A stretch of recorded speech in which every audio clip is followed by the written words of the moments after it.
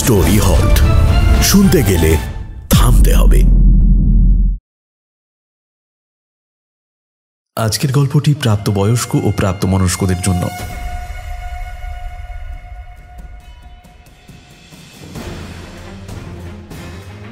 ব্ল্যাকমেলটা করে কি ব্যাপারে? একটা ভিডিও ক্যাসেট। চিঠিটা পাওয়ার পর ছুটে গিয়ে বউকে গুলি করে ভালো মানুষ সেজে সে সিকিউরিটিতে ফোন করে থাকবে। সিকিউরিটি লোক গিয়ে মমের বডি আবিষ্কার করে। নতুন কিছু ঘটেছে? রঙ্গনাথনকে ট্রেস করেছি। পরনে টাই, স্যুট, পায়ে জুতো। কর্নেল ঝুঁকে দেখে নিয়ে বললেন, মনে হচ্ছে মাথার ডান দিকে পয়েন্ট ব্ল্যাঙ্ক রেঞ্জে গুলি করা হয়েছে মিস্টার হাজরা। শুধু বলুন এটা আর্জেন্ট।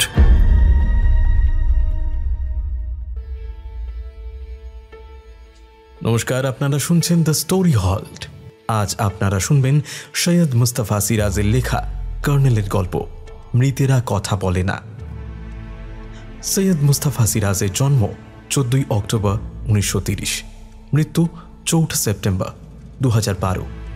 তাঁর সৃষ্ট গোয়েন্দা চরিত্র কর্নেল নীলাদ্রি সরকার ভারতীয় সেনাবাহিনীর একজন অবসরপ্রাপ্ত কর্নেল, যিনি নিজের তীক্ষ্ণ বুদ্ধির সাহায্যে অপরাধের তদন্ত করেন। কর্নেলের সাথে থাকেন আরও দুজন, তার সাংবাদিক বন্ধু জয়ন্ত ও প্রাক্তন পুলিশ অফিসার কে হালদার। কর্নেলের প্রথম গল্প প্রকাশ পায় 1970 সালে। আজকের গল্পটি নেওয়া হয়েছে কর্নেল সমগ্র থেকে। আজকের গল্পটি প্রাপ্তবয়স্ক ও প্রাপ্তমনস্কদের জন্য। গল্পের সূত্রধার ও অন্যান্য চরিত্রে আমি কৌশিক। গল্প পাঠ করেছেন দীপাঞ্জন ঘোষ ওরফে আমাদের সবার প্রিয় দীপদা। কর্নেল নীলাদ্রি সরকারের ভূমিকায় সায়নদীপ মিত্র। শুরু হচ্ছে দ্য স্টোরি হল্টের আজকের নিবেদন মৃতেরা কথা বলে না।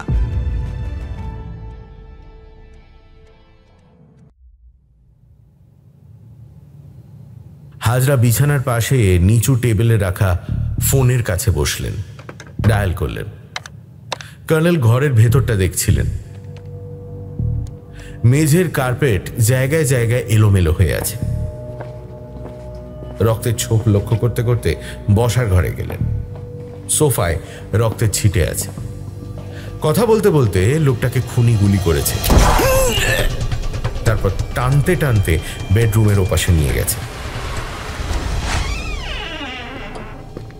হাজরা তাকে পাশ কাটিয়ে দরজা খুলে করিডোরে দাঁড়ালেন। কর্নেল মেঝে থেকে একটা নেম কার্ড কুড়িয়ে নিলেন। Ranjan Roy, video zone, 28C southern row, Kolkata 17। ওপরে ডান কোণে একটা টেলিফোন নাম্বার। টেবিলে একটা হুইস্কির বোতল, বিদেশি হুইস্কি। দুটো গ্লাস কাত হয়ে মেঝে পড়ে আছে। কর্নেল নেম কার্ডটা পকেটে ভরে বাথরুমের দিকে এগিয়ে গেলেন। বাথরুমে কেউ নেই।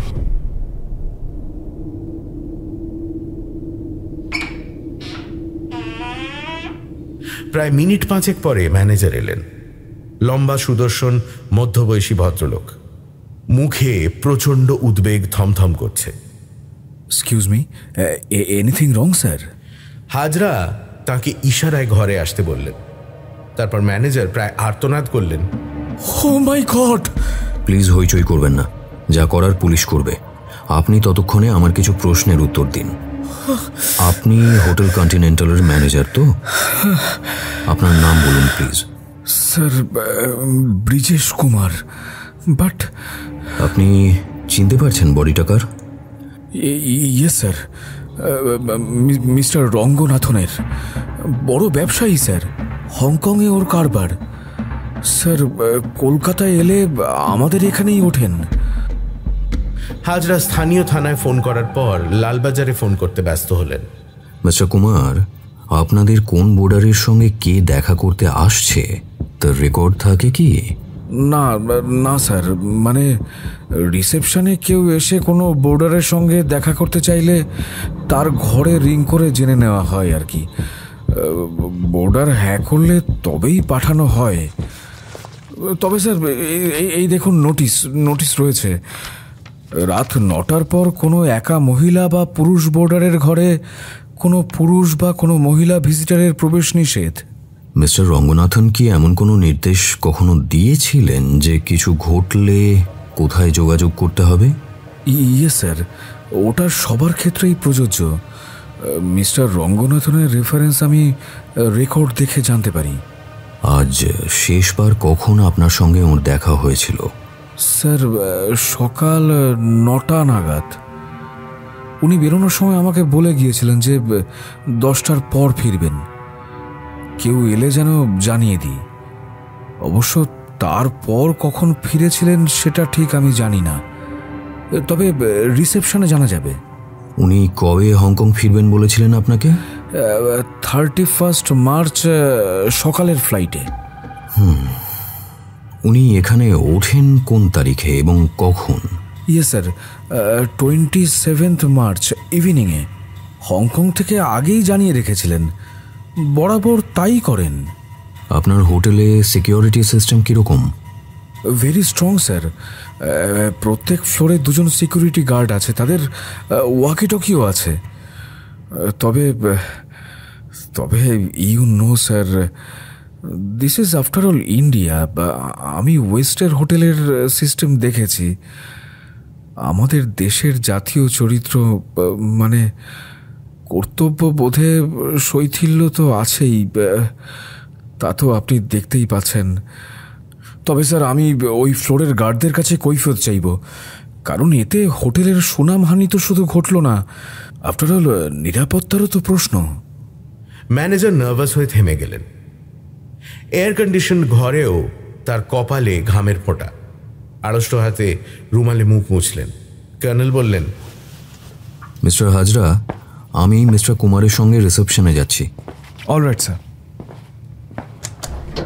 ব্রিজেশ কুমারকে লিফটে ঢুকেই কর্নেল বলেছিলেন, শুনুন, রিসেপশনে এখনই কাউকে কিছু জানাবেন না।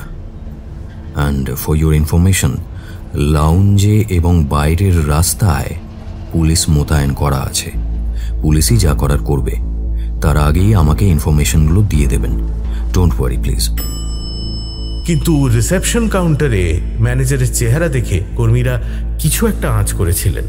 কর্নেল স্বাভাবিক ভঙ্গিতে লাউঞ্জের এক কোণে নিরিবিলি জায়গায় বসলেন। লক্ষ্য করলেন কর্মীরা কেমন চোখে তাকিয়ে আছে তার দিকে। একটু পরে মিস্টার কুমার কর্নেলের কাছে এলেন, হাতে এক শীট কাগজ। বসে চাপা স্বরে বললেন, স্যার, মিস্টার রঙ্গনাথনের রেফারেন্স আমাদের কম্পিউটারাইজড করা ছিল। এই যে স্যার, এই নিন। স্যার, সুজিত চৌধুরী নামে রিসেপশন কাউন্টারে একটি ছেলে আছে। সে বলল যে 11টা নাগাদ রঙ্গনাথন ফিরেছিলেন। শরীরটা নাকি খারাপ ছিল, লাঞ্চ খাবেন না। জানি। রঙ্গনাথনের সঙ্গে কেউ দেখা করতে এসেছিল কি? হ্যাঁ স্যার, ওনার সঙ্গে নাকি একজন ভদ্রলোক ছিলেন, আর তাকে সঙ্গে করে নিয়ে লিফটে উঠতে দেখেছিল সুজিত। আপনি সুজিত বাবুকে ডাকুন তো। সুজিত তাকিয়েছিল এদিকে। ম্যানেজারের ইশারায় চলে এলো। রঙ্গনাথনের সঙ্গে যে ভদ্রলোক ছিলেন তার চেহারা মনে আছে আপনার? দাড়ি ছিল, চোখে সানগ্লাস, মোটামুটি ফর্সা। পোশাক? জিন্স আর হ্যাঁ, লাল শার্ট। কি বয়সী? অত তো লক্ষ্য করিনি, তবে আমার বয়সী। আপনার বয়স কত? 28 বছর স্যার। রঙ্গনাথনের সঙ্গীর হাতে কিছু ছিল? হাতে না, দেখিনি। আপনি শিওর? হ্যাঁ স্যার। ঠিক আছে, আপনি আসুন। সুজিত চলে যাওয়ার পর মিস্টার কুমার বললেন, কন্টিনেন্টাল এই প্রথম মিসঅ্যাপ। আমার কেরিয়ারে অনেক বড় ক্ষতি হয়ে যাবে, আগেই সতর্ক হওয়া উচিত ছিল। কর্নেল চুরুট ধরাচ্ছিলেন, বললেন, কেন? স্যার, রঙ্গনাথন হংকংয়ের ব্যবসায়ী, আর রেভিনিউ ইন্টেলিজেন্স থেকে আমাদের নির্দেশ দেওয়া আছে যে বিশেষ করে হংকং থেকে আসা লোকদের সম্পর্কে যেন ওদের খবর দিয়ে রাখি। আগে যতবারই রঙ্গনাথন এসেছেন আমি খবর দিয়েছি, শুধু এবারটাই দেওয়া হয়নি, কারণ ভদ্রলোককে আমার অনেস্ট বলেই মনে হয়েছিল স্যার। খুব মিশুকে মানুষ ছিলেন, খুব আমোদে। কর্নেল কাগজটাতে চোখ বুলিয়ে দেখেছিলেন চন্দ্রনাথ দেববর্মনের নাম ঠিকানা লেখা আছে, কাজেই সানশাইনের হত্যাকাণ্ডের সঙ্গে এই হত্যাকাণ্ডের যোগ আছেই। লাউঞ্জে এখনো স্বাভাবিক অবস্থা, শুধু রিসেপশনের কর্মীদের মধ্যে কেমন একটা চাপা চাঞ্চল্য। ওরা এদিকে বারবার তাকাচ্ছে। মিস্টার কুমার, আপনি নিজের জায়গায় যান। স্যার, আপনার পরিচয়টা পেলে খুশি হতাম। কর্নেল পকেট থেকে তার নেম কার্ডটা বার করে দিলেন। ব্রিজেশ কুমার চলে গেলেন। এতক্ষণে পুলিশ এলো, বেশ বড় একটা দল। অমনি লাউঞ্জে চমক খেলে গেল। যে যেখানে ছিল চুপ করল। পুলিশের দলটি লিফটে উঠে যাওয়ার পর কর্নেল বেরিয়ে পড়লেন। এলিয়ট রোডে নিজের অ্যাপার্টমেন্টে ফিরে কর্নেল ষষ্ঠীকে কফি করতে বললেন। জোরে ফ্যান চালিয়ে দিলেন, টেলিফোন তুললেন। একটু পরে ডিসিডিডি অরিজিৎ লাহিড়ী সাড়া এলো। হাই ওল্ড বস, আপনি তো আমাকে ডোবাবেন দেখছি। আচ্ছা সত্যি কথা বলুন তো, আপনি এলিয়ট রোডের 3 তলা থেকে কি রক্তের গন্ধ পান? তুমি আমাকে ব্লাড হাউন্ড বলে সম্মান দিলে ডার্লিং। জয়ন্ত চৌধুরী আমাকে শকুন বলে। তো আপনার প্রতেজে ভদ্রলোক কোথায়? মাস 3 জন্য ইউরোপে ঘুরতে গেছে, অবশ্য ওর কাগজের খরচে। ও পিটি, দৈনিক সত্যসেবক একটা বড় রহস্য মিস করলো। অরিজিৎ, চন্দ্রনাথ দেববর্মন কি লকআপে? না, ওকে ছাড়া হয়েছে, on condition of course. Court সঙ্গে সঙ্গে জামিন দিল? কোর্ট? হাসালেন বস, আসামিকে সঙ্গে সঙ্গে কোর্টে তোলে পুলিশ। অবশ্য 24 ঘন্টার মধ্যে কোর্টে তুলতে হয়, কিন্তু সেটা তো কাগজ কলমের ব্যাপার।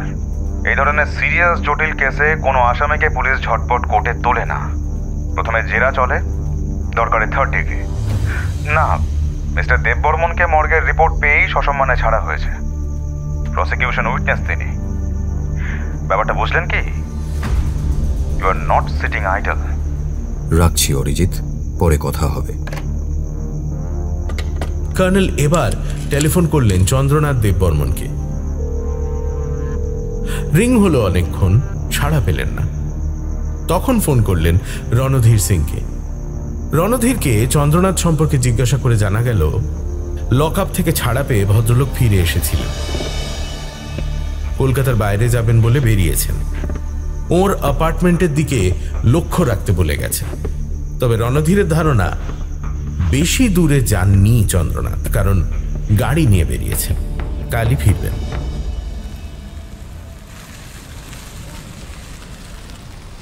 টিনা মুখার্জি বিকেল 5:15টায় মেট্রো সিনেমার উল্টো দিকে তার ক্রিম রঙের মারুতি দাঁড় করালো। সানগ্লাস খুলে দেখে নিল ওদিকটা। এখনো পৌঁছয়নি রঞ্জন। টিনার 15 মিনিট দেরি হয়েছে পরপর 2 জায়গায় জ্যামের জন্য। রঞ্জনও সাউথ থেকেই আসবে, তাই তাকেও জ্যামে পড়তে হয়েছে। এই ভেবে টিনা তার গাড়ি পার্ক করল, সানগ্লাস পরেই বসে রইল ড্রাইভিং সিটে। রঞ্জনের ট্যাক্সি করে আসার কথা, ওর গাড়িটা নাকি গ্যারেজে। টিনার বাবা অনির্বাণ মুখার্জি খ্যাতিমান ডাক্তার, নিজের নার্সিংহোম আছে নিউ আলিপুরে। টিনা একমাত্র সন্তান। টিনার মা ঋতুপর্ণা সমাজসেবায় ব্যস্ত। স্বামী স্ত্রী দুজনেই সারাক্ষণ নিজের নিজের ব্যাপারে মেতে থাকলে যা হয়। টিনা স্পয়েলড চাইল্ড হিসেবে বেড়ে উঠেছে। দার্জিলিংয়ে একটা কনভেন্ট স্কুলের ছাত্রী ছিল, প্রায়ই না বলে পালিয়ে আসত। তারপর আর লেখাপড়ায় তাকে ভেড়ানো যায়নি। হিন্দি ফিল্মের হিরোইনরা তার জীবনের আদর্শ। আয়নায় নিজেকে সে সুন্দর দেখে, অন্যেরা তার রূপের প্রশংসা করে। কিছুদিন আগেও তার এক নেপালি বয়ফ্রেন্ড ছিল, সে তাকে ডায়ানা বলতো। কিন্তু একদিন অতর্কিতে চুমু খেয়ে ফেলায় টিনা তাকে চড় মেরে ভাগিয়ে দিয়েছে। Have fun but not any sex. রঞ্জনের সঙ্গে টিনার আলাপ হয়েছিল তাদেরই বাড়িতে। মাঝে মাঝে রঞ্জন তার বাবার কাছে আসতো। কেন আসতো টিনা জানে না।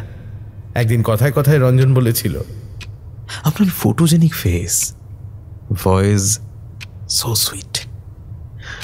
অভিনয় শিখে নিলে আপনার সাকসেস অনিবার্য। এইভাবে টিনার একটা স্বপ্ন দেখার সূচনা। রঞ্জনকে দেখলেই সে স্বপ্নের মধ্যে ঢুকে যায়। 27শে মার্চ সন্ধ্যায় রঞ্জন টেলিফোনে জানিয়েছিল একটা যোগাযোগ ঘটে গেছে। হংকংয়ের এক ভারতীয় ব্যবসায়ীর সঙ্গে তার আলাপ হয়েছে। তিনি বিদেশের জন্য টেলিফিল্ম করছেন, বড় রকমের উদ্যোগ, কিন্তু নতুন মুখ চান। 28শে মার্চ টিনার সঙ্গে তার অ্যাপয়েন্টমেন্ট করিয়ে দেবে। সেদিনই সকালে সে টিনাকে রিং করে সময় জানাবে। তারপর গতকাল 28শে মার্চ সারাদিন প্রতীক্ষা করেও রঞ্জনের পাত্তা নেই।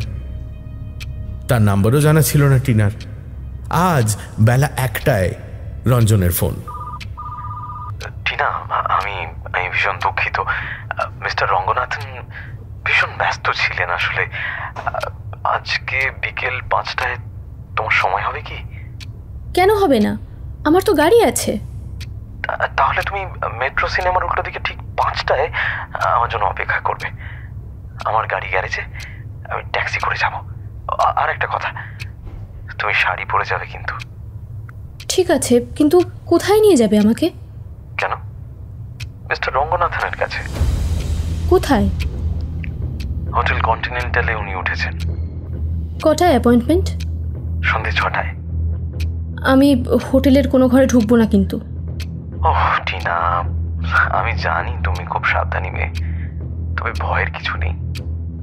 5 স্টার হোটেল, তুমি নিশ্চয়ই নাম শুনেছ। আমি লাউঞ্জে বসে কথা বলবো। ওকে ওকে টিনা, তবে উনি কিন্তু ব্যস্ত মানুষ। যদি তখনই তোমার স্ক্রিন টেস্ট করার ব্যবস্থা করেন এবং তুমি যদি পিছিয়ে যাও, তাহলে আমি কিন্তু অপ্রস্তুত হব। ভেবে দেখো। কোথায় স্ক্রিন টেস্ট হবে? পার্ক স্ট্রিট এরিয়ায় ওর স্টুডিও আছে। আচ্ছা টিনা, তুমি কি ভয় পাচ্ছ?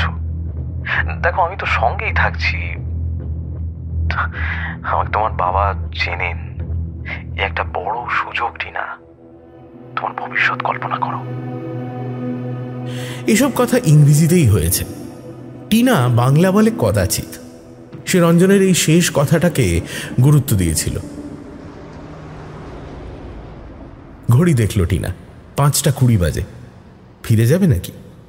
সেই সময় হঠাৎ তার মনে হলো রঞ্জন তার গাড়ি চিনতে নাও পারে। অজস্র রং বেরঙের গাড়ি পার্ক করা আছে, একই রঙের মারুতিও কম নেই। টিনা গাড়ি থেকে বেরোলো। তারপরই দেখতে পেল রঞ্জনকে। এদিক ওদিক খুঁজে বেড়াচ্ছে বেচারা। টিনা হাসল। একটু পরে টিনাকে দেখতে পেল রঞ্জন। হন্তদন্ত হয়ে কাছে এসে বলল, কতক্ষণ এসেছ? অনেকক্ষণ। আমি তো খুঁজে হয়রান। গাড়ি স্টার্ট দিয়ে দক্ষিণে ঘোরালো টিনা। কিছুক্ষণ পরে মোড় পেরিয়ে গিয়ে জিজ্ঞাসা করল, হোটেল কন্টিনেন্টাল এজিসি বোস রোডে না? হ্যাঁ, কিন্তু মিস্টার রঙ্গনাথন শেষ মুহূর্তে জানিয়েছেন ওর স্টুডিওতেই দেখা হবে। Park street? ওই এরিয়াতেই, সামান্য একটু ভেতরে।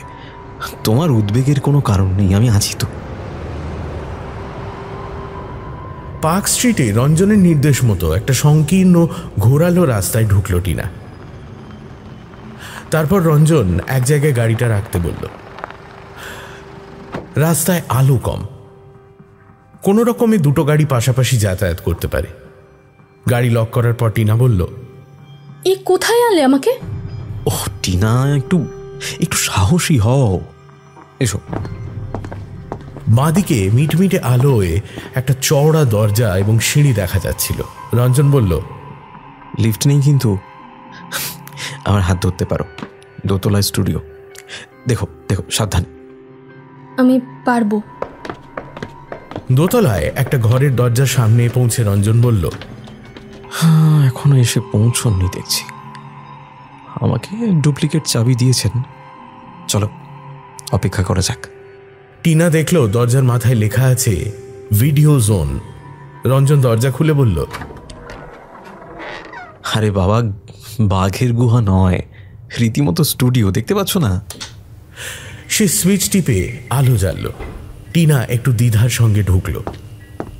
রঞ্জন দরজা বন্ধ করে বলল, উটকো লোক ঢুকে পড়তে পারে তো, তাই দরজা বন্ধ করে দেওয়াই ভালো। ওই দেখো। ক্যামেরা রেডি করা আছে পাশের ঘরে। সে পাশের ঘরের পর্দা তুলে দেখালো। দরজা খোলা ছিল ও ঘরের। দুটো ঘরের মেঝে কার্পেটে ঢাকা, দেওয়ালে অজস্র ছবি সাঁটা আছে। সবই দেশি বিদেশি চিত্র তারকাদের ছবি, মাঝে মাঝে কয়েকটা নিউড ছবিও। এ ঘরে সোফা সেট, অফিসের মতো সাজানো চেয়ার টেবিল, আলমারি। পাশের ঘরে শুধু একটা ডিভান, সেটা শেষ প্রান্তে রাখা। অন্য প্রান্তে একটা মুভি ক্যামেরা, স্ট্যান্ডে চাকা লাগানো। আচ্ছা, যে কোনো মুহূর্তে মিস্টার রঙ্গনাথন এসে পড়বেন। তুমি একটা কাজ করো, তুমি ওই ডিভানে বসো। টিনা একটু আড়ষ্টভাবে বসল। প্রচণ্ড আলো ফেলা হবে তোমার ওপর, সহ্য করতে পারবে তো? আচ্ছা, দেখাচ্ছি। সে পটাপট কয়েকটা সুইচ টিপে দিতেই এক হাতে চোখ ঢাকলো টিনা। সে কি, আমি হাত নামাও। Be smart and beautiful. একটা পোজ নিয়ে বসো। ভীষণ গরম লাগছে। ফ্যান চালিয়ে দিচ্ছি। তবু বড্ড গরম। ওটা কিছু নয়, শুয়ে যায়। তুমি কখনো শুটিং দেখোনি মনে হচ্ছে? না। শোনো, তোমার কি ড্রিঙ্ক করার অভ্যেস আছে? মানে কখনো ড্রিঙ্ক করেছো? একটু ব্র্যান্ডি বা ওয়াইন খেলে তোমার আর গরম লাগবে না, আড়ষ্টতাও কেটে যাবে। 2-1 চুমুক খেয়েই দেখো না। আরে বাবা, ভয় পাওয়ার কিছু নেই। আলোগুলো নিভিয়ে রঞ্জন ফের বলল, ওই দেওয়ালে কত স্ক্রিন টেস্ট করা মেয়েদের ছবি দেখেছো? প্রথম প্রথম ওরা ঠিক তোমার মতোই বিহেভ করে, তারপর দিব্যি স্মার্ট হয়ে যায়। 2-3 চুমুক ড্রিঙ্ক যথেষ্ট। নেশা হয় না, কিন্তু আড়ষ্টতা কেটে যায়। রঞ্জন দেওয়ালে সেলার খুলে একটা গ্লাস এবং একটা ব্র্যান্ডির বোতল বের করলো। I like brandy. So nice girl, you so beautiful. Take it easy. একটু জল মিশিয়ে দিই কেমন? রঞ্জন একটা বোতল থেকে জল ঢেলে দিল গ্লাসের ব্র্যান্ডিতে, তারপর গ্লাসটা টিনার হাতে তুলে দিল। টিনা চুমুক দিল, তারপর দেওয়ালের ছবিগুলো দেখতে থাকলো। বলল, ওরা কি চান্স পেয়েছে? সবাই পায়নি। এই যে দেখছো নিতা সেন, তার প্রথম স্ক্রিন টেস্টের ছবি এটা। Nita Sen? You mean? Yeah. এখন যার বাজার দর 75 to 80 lakh, but money is not the question. Tina পরপর 2বার চুমুক দিল, তারপর হাসল। Light please. Now let me see what I feel. Ranjan switch টিপলে সেই জোরালো আলোগুলো ঝাঁপিয়ে পড়ল টিনার ওপর। এবার সে চোখ ঢাকল না। একটু কাত হয়ে বসো তো, লেন্সে দেখিনি। হ্যাঁ, আমি দেখিয়ে দিচ্ছি। আর শোনো, ওই তোমার হ্যান্ডব্যাগটা ডিভানের ওপাশে নামিয়ে রাখো। That looks odd. সে এগিয়ে টিনাকে এক পাশে কাত করে বসিয়ে দিল, তারপর ক্যামেরার লেন্সে চোখ রেখে বলল, লেন্সের দিকে তাকিয়ে থাকো। হাসি চাই। Well done. এবার গ্লাসে চমক দাও। ওকে, এবার হ্যাঁ হ্যাঁ, লজ্জার কিছু নেই। এই যে আঁচলটা এমনভাবে ফেলে দাও যেন নিজে থেকেই খসে যাচ্ছে। আই মিন, তুমি তোমার শরীর থেকে মনকে একেবারে আলাদা করে দাও। Keep them separate. Okay? Now, open the blouse. Yes. So your vigorous, rather I say dangerous body. And now think. Your mind is your body. Okay? Open the bra. Yeah. Good. Wonderful. Now, open yourself as if a flower is blossoming. Understand? Okay. Fine. Now lie down on the divan. Keep the left knee up. Up, up, up. Up. Okay. Stay. Movie camera switch on করে রেখে রঞ্জন তৈরি হলো। সম্পূর্ণ নগ্ন অবস্থায় ক্যামেরার দিকে পিছন ফিরে সে এগিয়ে গেল ডিভানের দিকে। কোনো বাধা পেল না। টিনার চোখ বন্ধ। একটু পরে রঞ্জন উঠে এসে ক্যামেরা বন্ধ করল, ফিল্মের ক্যাসেটটা বের করে নিল। এটা আসলে ডিভিও ক্যামেরা। পোশাক পরে সে জোরালো আলোগুলো নিভিয়ে দিল। টিনার কাছে গিয়ে প্যান্টি, ব্রা, সায়া, ব্লাউজ এবং তারপর শাড়িটা পরানোর চেষ্টা করল, পারল না। শাড়িটা কোনো রকমে জড়িয়ে দিল 21 বছরের তরুণীর শরীরে। তারপর সে স্ট্যান্ড থেকে ক্যামেরাটা খুলে একটা ব্যাগে ভরল, কাঁধে ঝুলিয়ে বেরিয়ে এলো স্টুডিও থেকে। দরজা ভেজিয়ে রেখে সাবধানে নেমে গেল নিচে। গলি রাস্তা পেরিয়ে গিয়ে বড় রাস্তায় পৌঁছে রঞ্জন ট্যাক্সি খুঁজতে থাকল। পাশের ঘরে টেলিফোন বেজে উঠল। কিছুক্ষণ বাজার পর বন্ধ হয়ে গেল। আবার স্তব্ধতা। সিলিং ফ্যানটা শোঁ শোঁ শব্দ করলেও সাউন্ড প্রুফ স্টুডিওর গভীর স্তব্ধতা সেই শব্দকে গ্রাস করছে। এয়ার কন্ডিশন করার প্ল্যান ছিল রঞ্জনের, কিন্তু রঙ্গনাথন মৃত। মৃতেরা কথা বলে না।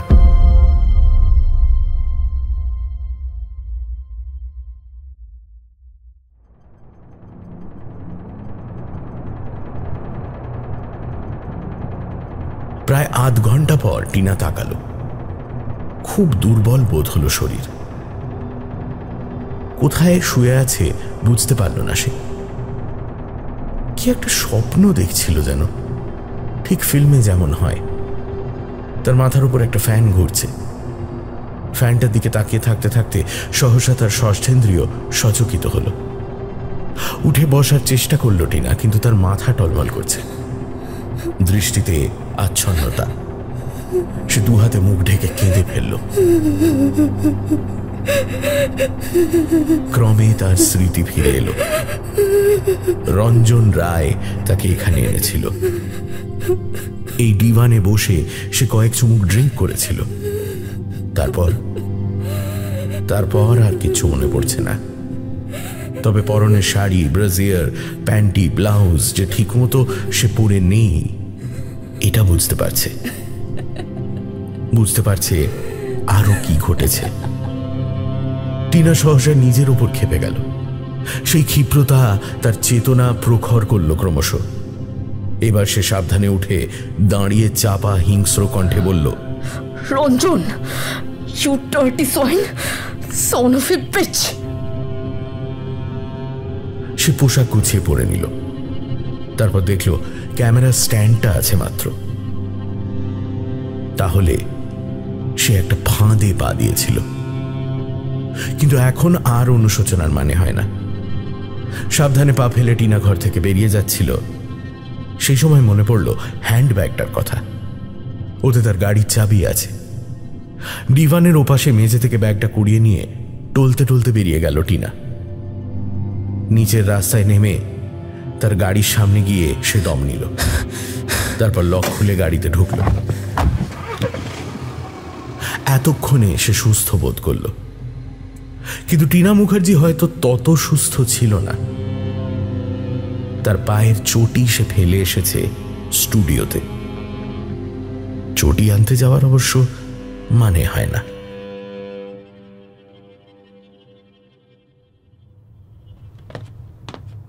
কর্নেল ঘড়ি দেখলেন, 7:30 বাজে প্রায়। হোটেল কন্টিনেন্টাল থেকে সোজা গিয়েছিলেন ভিডিও জোনের ঠিকানায়। দরজায় তালা দেওয়া ছিল। অন্য পাশে কয়েকটা ছোট কোম্পানির অফিস। খোঁজ নিয়েছিলেন। কেউ জানে না ওই ঘরটা কার, তবে মাঝে মাঝে কেউ কেউ আসে, পুরুষ এবং মহিলা। ওটা ছবি তোলার ঘর নাকি ক্যাসেটে গান রেকর্ডিংয়ের সে বিষয়ে নানা মত। শুধু একটা বিষয় সবাই একমত যে বেশিরভাগ সময় ঘরটা বন্ধই থাকে। বাড়ির মালিক থাকেন বম্বেতে। ব্যাংক অ্যাকাউন্টে তার নামে ভাড়া জমা দেয় ভাড়াটেরা। কর্নেল ফিরে এসে একবার 5:15 এবং একবার প্রায় 7টা নাগাদ ফোন করেছিলেন। রিং হচ্ছিল, কেউ ধরেনি। তারপর লালবাজার ডিটেকটিভ ডিপার্টমেন্টের ইন্সপেক্টর নরেশ ধরকে ঠিকানা দিয়ে খোঁজ নিতে অনুরোধ করেছেন। এখন নরেশবাবু কি খবর দেন তার প্রতীক্ষা। কর্নেল চোখ বুজে চুরুট টানছিলেন। চন্দ্রনাথ দেববর্মন ছাড়া পেয়ে হঠাৎ কোথায় গেলেন? কেন? প্রাণ ভয়ে গা ঢাকা দিলেন কি? আততাই তার চেনা লোক বলেই টেলিফোন বাজছিল। কর্নেল ফোন তুলে সাড়া দিলেন। তারপর নরেশবাবুর কণ্ঠস্বর ভেসে এলো। আমি ধর কইতাছি স্যার। বলুন নরেশবাবু। ভিডিও জোন থেকে কইতাছি। আইয়া দেখি ডোর ইজ ওপেন, কিন্তু মানুষ নাই। আচ্ছা। আর তিনখান পা লইয়া স্ট্যান্ড খাড়াইয়া আছে, ক্যামেরা নাই। বলেন কি? তারপর? ফ্যান ঘুরতাছে, হাওয়া খাওয়ানোর মানুষ নাই। আর আর মানে ওই ট্যার পাইয়া কাটছে আর কি। এখন গ্লাস কাত হইয়া আছে কার্পেটে, এইটুকখানি তরল পদার্থ আছে গ্লাসে। হ্যাঁ, হোয়াট ইজ দিস? লেডিস জুতা, তুই খান জুতা। নরেশবাবু শুনুন প্লিজ। কোন স্যার? গ্লাসটা দরকার। গ্লাসের তরল পদার্থ ল্যাবরেটরিতে টেস্ট করাতে হবে। দিস ইজ ভেরি ইম্পর্টেন্ট, বুঝেছেন? হ্যাঁ। আর জুতা? জুতো জোড়াও নিয়ে যান, ওটাও ইম্পর্টেন্ট। Very important sir. ও কাশেম মিয়া, জুতা জোড়া প্যাকেটে বাঁধো। ওই তো কত পেপার দেখো না। নরেশবাবু দরজাটা সিল করে দিয়ে যাবেন কিন্তু। হ্যাঁ, হ্যান্ডকাপ পরাইয়া দিব। ডিসিডিডি সাহেবকে গিয়ে এখনই রিপোর্ট দেবেন। ছাড়ছি। ফোন রেখে কর্নেল হাঁকলেন। ষষ্ঠী, আরে এক কাপ কফি দিয়ে যা বাবা। সাদা দাড়ি আঁকড়ে ধরলেন কর্নেল। একটু ভুল হয়ে গেছে। হোটেলের ঘরে রঞ্জন রায়ের কার্ড পেয়েই পুলিশকে ওই ঠিকানায় নজর রাখতে বলা উচিত ছিল। হঠাৎ মনে হলো শুভ্রাংশু সোম অভিনয় করে। ফিল্মের লোকেদের সঙ্গে তার চেনা জানা থাকা সম্ভব। তাকে জিজ্ঞেস করা যায় রঞ্জন রায় এবং ভিডিও জোন সম্পর্কে খবর রাখে কিনা। ষষ্ঠী কফি এনে দেওয়ার পর কর্নেল শুভ্রাংশুর কার্ড দেখে টেলিফোন করলেন। কিছুক্ষণ রিং হওয়ার পর মহিলা কণ্ঠে সাড়া এলো। হ্যালো, শুভ্রাংশু সোম আছেন? দাদা তো নেই, বাইরে গেছে। আপনি কে বলছেন? চিনবেন না। আপনি কি শুভ্রাংশুবাবুর বোন? হ্যাঁ, আপনার নামটা বললে দাদা ফিরে আসার পর জানাবো। দাদার বলা আছে যে কেউ ফোন করলে। আমার নাম কর্নেল নীলাদ্রি সরকার। এক মিনিট লিখে নি। হ্যাঁ বলুন। কর্নেল নীলাদ্রি সরকার। আপনার মানে তোমার নামটা কি ভাই? সুস্মিতা সোম। বাহ। আচ্ছা, তোমার দাদা বাইরে গেছেন কখন? দাদাকে তো প্রায়ই বাইরে যেতে হয়, মেডিকেল রিপ্রেজেন্টেটিভ। আজ কখন গেছেন? দুপুরে অফিস থেকে ফোন করে বলল বাইরে যাচ্ছে, আজ নাও ফিরতে পারে। কোথায় যাবেন বলেননি? না, মেডিকেল রিপ্রেজেন্টেটিভদের তো যখন তখন বাইরে যেতে হয়। ছাড়ছি। কর্নেলের অনুমান শুভ্রাংশুর বোন কিশোরী। কফিতে চুমুক দিয়ে ভিডিও জোনের কথা ভাবতে থাকলেন। মেঝে গড়িয়ে পড়া গ্লাস, একটা ডিভান, দুপাটি লেডিস জুতো, খালি ক্যামেরা স্ট্যান্ড এবং সিলিং ফ্যানটা ঘুরছিল। শুভ্রাংশুর কথাগুলো মনে ভেসে এলো এবার। মৌ তাকে টেলিফোনে জানিয়েছিল হংকংয়ের এক ব্যবসায়ী মৌকে ব্ল্যাকমেল করে, আর একটা ভিডিও ক্যাসেট তার ব্ল্যাকমেলের অস্ত্র। Blue film. শুভ্রাংশু দৃঢ় বিশ্বাস মৌকে নিয়ে সেই ব্লু ফিল্ম তোলা হয়েছিল। শুভ্রাংশু একরকম ড্রাগের কথা বলেছিল। কেউ সেই ড্রাগের ঘরে থাকলে বোঝা যায় না সে কি করছে বা তাকে দিয়ে কি করানো হচ্ছে। শুভ্রাংশু এই কথাটা বলেছিল। এই বিষয়ে সে কিছু পড়াশোনা করেছে। কেন সে পড়াশোনা করেছে এই বিষয়ে? জেনিথ ফার্মাসিউটিক্যালস কোম্পানিতে সে চাকরি করে। এই কোম্পানি কি গোপন সেই ড্রাগ তৈরি করে এবং শুভ্রাংশু তা জানতে পেরেছিল? কর্নেল কফি শেষ করার পর টেলিফোন তুললেন ফের। ডায়াল করলেন। মিস্টার দাশগুপ্ত। কে বলছেন? কর্নেল নীলাদ্রি সরকার। আপনাকে একটু বিরক্ত করছি। হ্যাঁ বলুন। রঞ্জন রায়, এই নামটা কি আপনার পরিচিত? Who is that guy? Film maker. না, চিনি না। নামটা কি কখনো আপনার স্ত্রীর কাছে শুনেছেন? প্লিজ একটু মনে করার চেষ্টা করুন। না, শুনিনি। ভিডিও জোন শব্দটা হোয়াটস দ্যাট? কখনো কথাটা শুনেছেন কিনা সেইটা বলুন। না, শুনিনি। আপনি শিওর? ড্যাম ইট, সরি, আমি ওরকম কোনো শব্দ শুনিনি কারো কাছে। মিস্টার দাশগুপ্ত, একটা অনুরোধ, আপনার স্ত্রীর কাগজপত্রের মধ্যে কোথাও যদি রঞ্জন রায়ের নেম কার্ড বা ভিডিও জোন মার্কা কোনো কাগজ খুঁজে পান, অনুগ্রহ করে আমাকে জানাবেন। ঠিক আছে, জানাবো। আর একটা কথা, আপনি একটা নামী ওষুধ কোম্পানির কর্মকর্তা। মেডিসিন মানে যে কোনো রকম ড্রাগ সম্পর্কে আপনার জ্ঞান থাকার কথা। কি উপাদানে কি ক্রিয়া বা প্রতিক্রিয়া, এ বিষয়েও মোটামুটি ধারণা থাকা উচিত। So what? এমন ড্রাগ থাকাও তো খুবই সম্ভব যা কেউ খেলে টের পাবে না সে কি করছে বা তাকে দিয়ে কি করানো হচ্ছে, তাই না? ওটা নার্কোটিক্স, নিষিদ্ধ drug. We do not sell those dirty things. আমি সে কথা বলছি না, আমি জাস্ট আপনার কাছে জানতে চাইছি অমন ড্রাগ থাকা সম্ভব কিনা। খুবই সম্ভব। এলএসডি জাতীয় ড্রাগ তো এখন আউট অফ ডেট হয়ে গেছে। আচ্ছা মিস্টার দাশগুপ্ত, আমি শুনেছিলাম যে বহু নিষিদ্ধ ড্রাগ নাকি আজকাল ছদ্মনামের আড়ালে বিক্রি হয়। হতেই পারে, ইনফ্যাক্ট হয়ও, but we do not produce or sell them. জেনিথের record clean. See, you have police contact, colonel Sarkar. You may ask them, but why? Please mister Dasgupta, offence নেবেন না, আমি আপনার সহযোগিতা চাইছি শুধু। ওরকম কোনো ড্রাগের ব্যাপারে আমার অন্তত সহযোগিতা আশা করবেন না। না না মিস্টার দাশগুপ্ত, আমি আপনার স্ত্রীর খুনিকে খুঁজে বের করার জন্য আপনার সহযোগিতা চাইছি।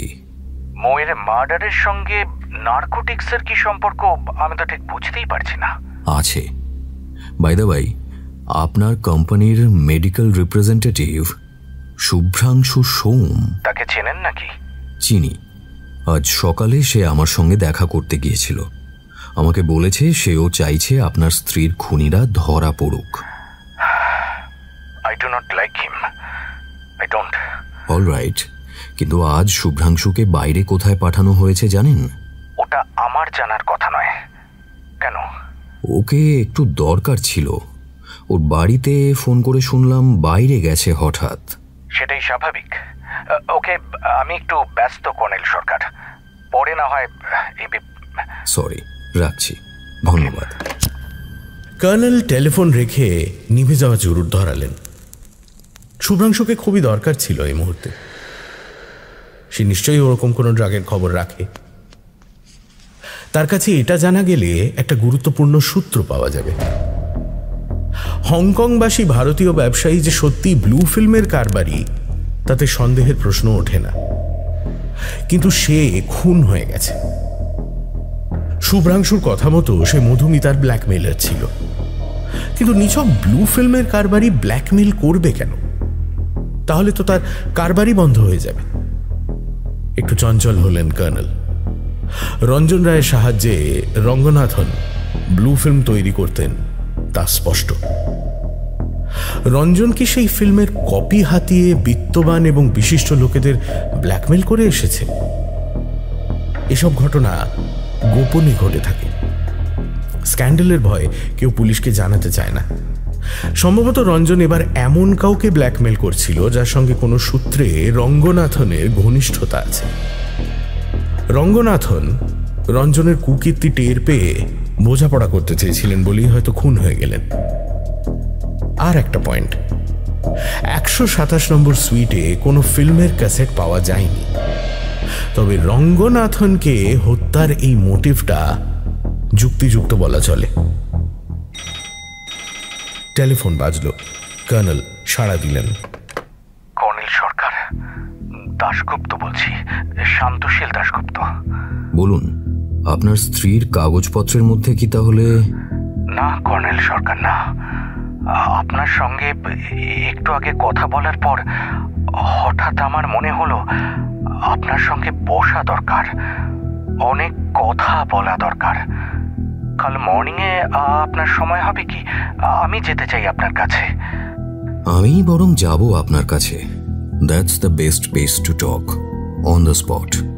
But colonel Sarkar, ডেডস do not speak, কি বলেন? মৃতেরা কথা বলে না। অসাধারণ উক্তি মিস্টার দাশগুপ্ত, কিন্তু আমার কাজটাই হলো মৃতদের কথা বলানো। Deads speak to me. Okay, আপনি আসুন, আমি অপেক্ষা করব। শুধু সময়টা জানিয়ে দিলে ভালো হয়। সকাল 9টা। দ্যাটস ওকে, ছাড়ছি। ফোন রেখে কর্নেল বুকশেলফের কাছে গেলেন। নার্কটিক্স সংক্রান্ত একটা বই তার সংগ্রহে আছে, তবে সেটা নার্কটিক্স স্মাগলিংয়ের রেকর্ড, বলা চলে অপরাধ বৃত্তান্ত। তবে ওতে নানা ধরনের নিষিদ্ধ ড্রাগ এবং তার গুণাগুণেরও উল্লেখ আছে। বইটা এনে ইজি চেয়ারে বসলেন, টেবিল বাতি জ্বেলে দিলেন। কিছুদিন থেকে রিডিং গ্লাস ব্যবহার শুরু করেছেন। চোখের দোষ নেই, বয়স থেমে থাকে না। পাতা উল্টাতে গিয়ে শান্তশীলের কথাটা মাথায় ভেসে এলো। মৃতেরা কথা বলে না। এটা সব হত্যাকারী ধরে নেয়, কিন্তু মৃতেরা কথা বলে, চুপি চুপি কথা বলে। অরণ্যে মর্মর ধ্বনির মতো কণ্ঠস্বর।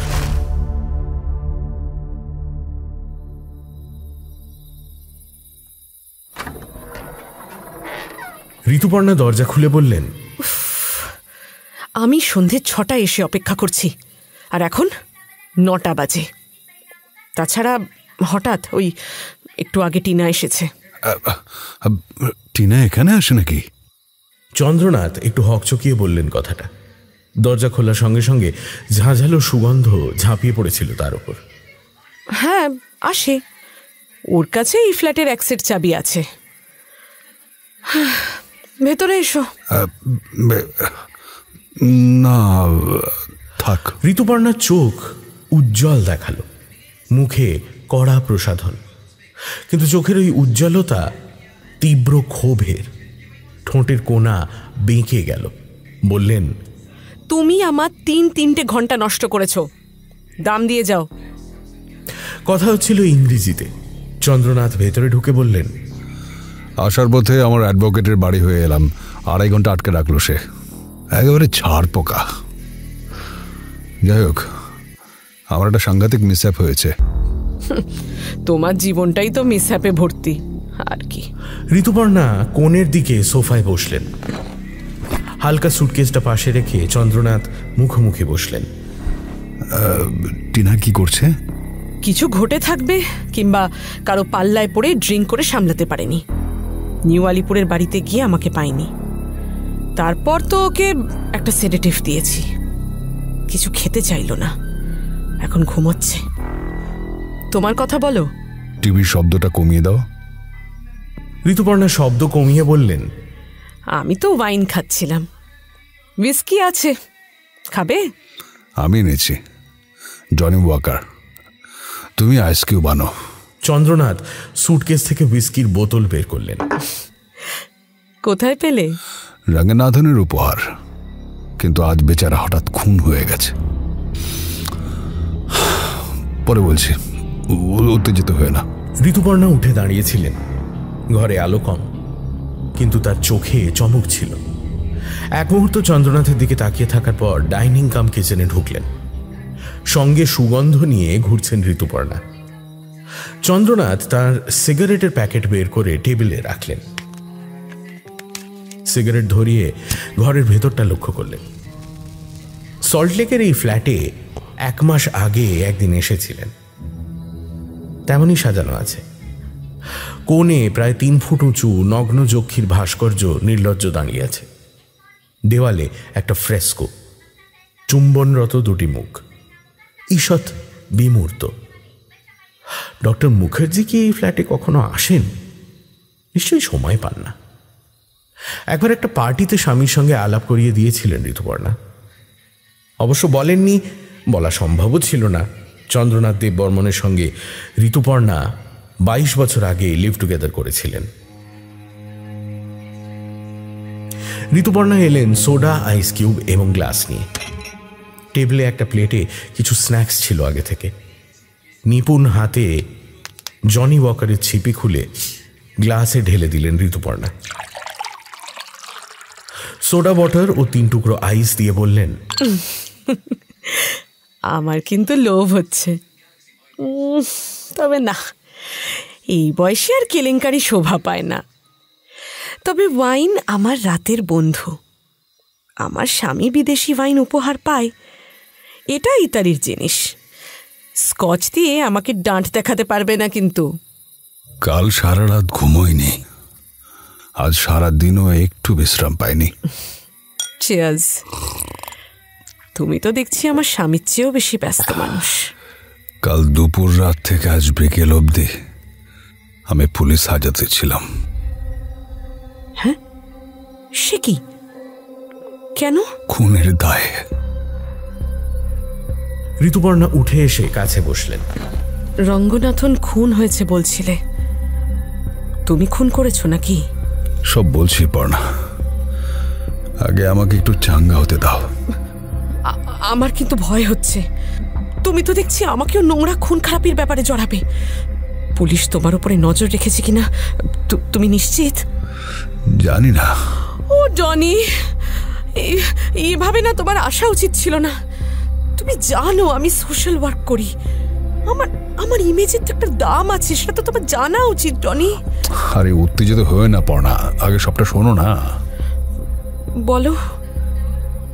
উত্তেজনায় ঋতুপর্ণা চন্দ্রনাথের একটা হাত আঁকড়ে ধরলেন। চিরলো রক্তিম নখ চন্দ্রনাথের কবজির চামড়ায় বিঁধে গেল যেন। তবে চন্দ্রনাথের চামড়া অনুভূতিহীন।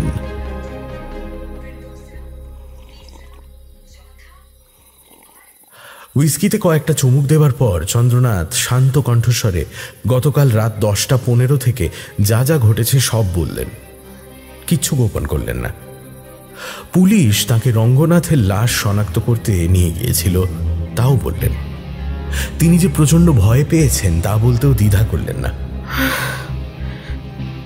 তুমি ওই মহিলার বডি তো তখনও লক্ষ্য করনি বলছো, শুধু একটা লোককে লিফট থেকে বেরোতে দেখেছিলে, কিন্তু দেখা মাত্র তাকে গুলি করতে গেলে কেন? করিডোরের বাঁকে যেতেই দেখি সে লিফট থেকে বেরোচ্ছে। তখন আমার মাথা ঠিক ছিল না জানো তো।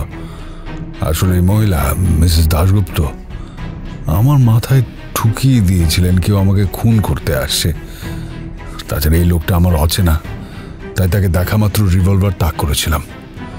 অমনি সে সিঁড়ির দিকে প্রায় ঝাঁপ দিয়ে পালাতে গেল। আমি গুলি ছুড়লাম, তাকে মিস করলাম। বলে চন্দ্রনাথ হুইস্কিতে চুমুক দিলেন। ঋতুপর্ণা সোজা হয়ে বসে বাঁকা হাসলেন। ননি, আমি বিশ্বাস করতে পারছি না ওই মহিলা তোমার অচেনা। এটা তোমার বানানো গল্প। আলবাদ সে তোমার প্রেমিকা। চালাকি করো না তো টনি, আমি তোমাকে চিনি। আমি বুড়ো হয়ে গেছি পর্ণা, ভদ্রমহিলা সুন্দরী যুবতী।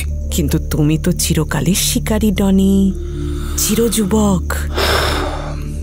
আমি সেক্সের জন্য আসিনি। তুমি নির্বোধ, অসভ্য, জানোয়ার। পর্ণা, কোনো কোনো সময় বুঝতে পারি আমি একা, তাই। চুপ করো তো, তোমার না ওইসব টাকার অভাব নেই। এই বয়সেও তুমি অনায়াসে কোনো তরুণীকে বিয়ে করতে পারো, কি তাই না? বলো। তুমি চাইলে আমি আমার অনাথ আশ্রমের কোনো তরুণীর সঙ্গে বিয়ের ঘটকালিও করাতে পারি। চাও? এই দুঃসময়ে বড় বাজে তামাশা করছো তুমি। তুমি কি এখানে সত্যি রাত কাটাতে এসেছো? হ্যাঁ, ইচ্ছে ছিল, কিন্তু তোমার মেয়ে এসে গেছে তো। টিনা এসব নিয়ে মাথা ঘামায় না।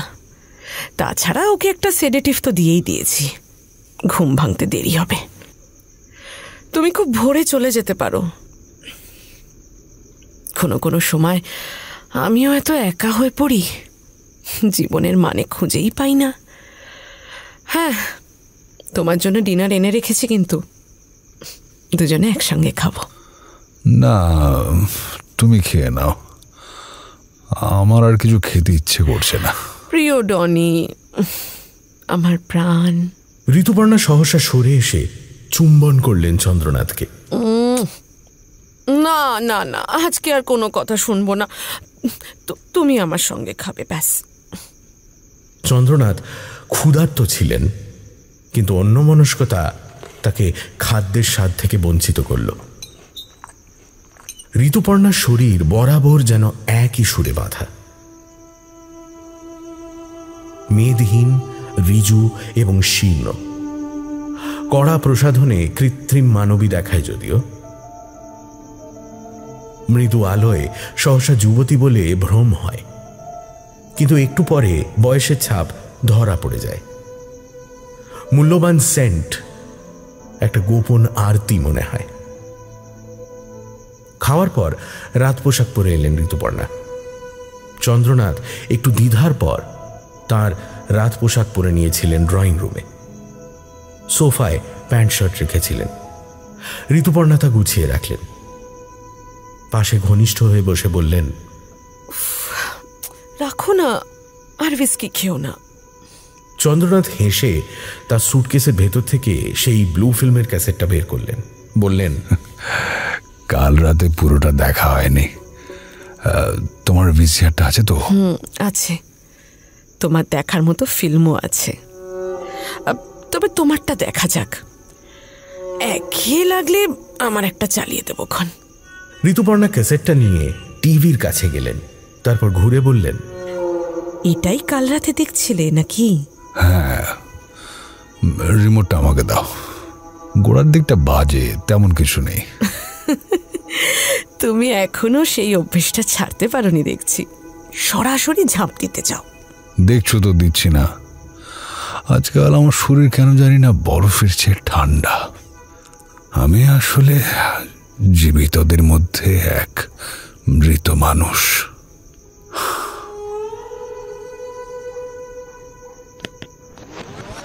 ফিল্মটা রিওয়াইন্ড করে পাশে এসে বসলেন ঋতুপর্ণা। চন্দ্রনাথের কাঁধে হাত রাখলেন। চন্দ্রনাথ রিমোটের বোতাম টিপে রিওয়াইন্ড বন্ধ করে দিলেন। ফাস্ট ফরওয়ার্ডের বোতাম টিপলেন। তোমাকে বললাম না, গোড়ার দিকটা কিচ্ছু নেই। আমার আজকাল না এসব অসহ্য লাগে, কিন্তু অভ্যেস। চন্দ্রনাথ মাঝে মাঝে বোতাম টিপে পর্দায় দেখে নিচ্ছিলেন কি ঘটছে। হঠাৎ বললেন, এ কি? কি?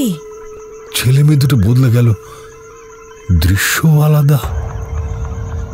এ তো ভারতীয় মনে হচ্ছে।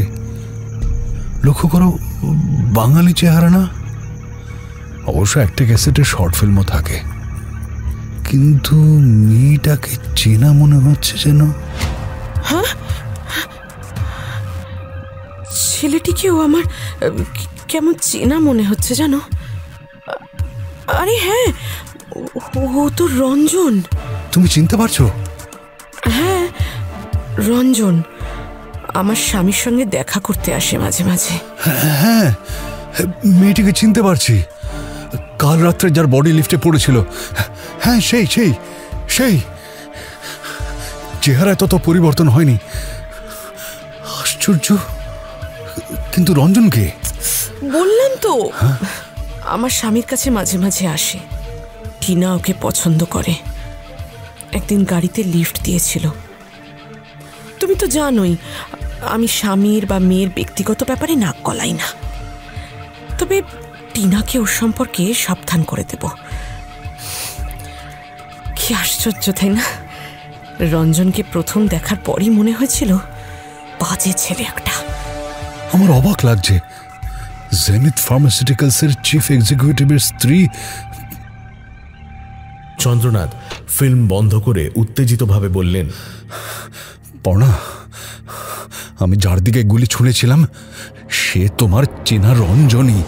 হ্যাঁ, কয়েক সেকেন্ডের জন্য মুখটা দেখেছি, কিন্তু আমি নিশ্চিত এই ছবিতে যাকে দেখলাম তারই মুখ আমি দেখেছি। আমি একটা টেলিফোন করতে চাই। শোনো না, এই সুন্দর রাতটাকে আর নষ্ট করো না, সব ভুলে যাও। হ্যাঁ, আমি একটু হুইস্কি ঢেলে দিচ্ছি, কেমন? আমিও এক চুমুক খাবো। প্রিয় ডনি, আমার প্রাণ।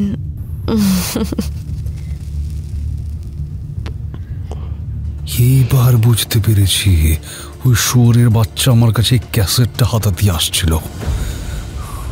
মিসেস দাশগুপ্ত জানতো তার উদ্দেশ্য কি, তাই আমাকে সাবধান করে দিয়েছিল।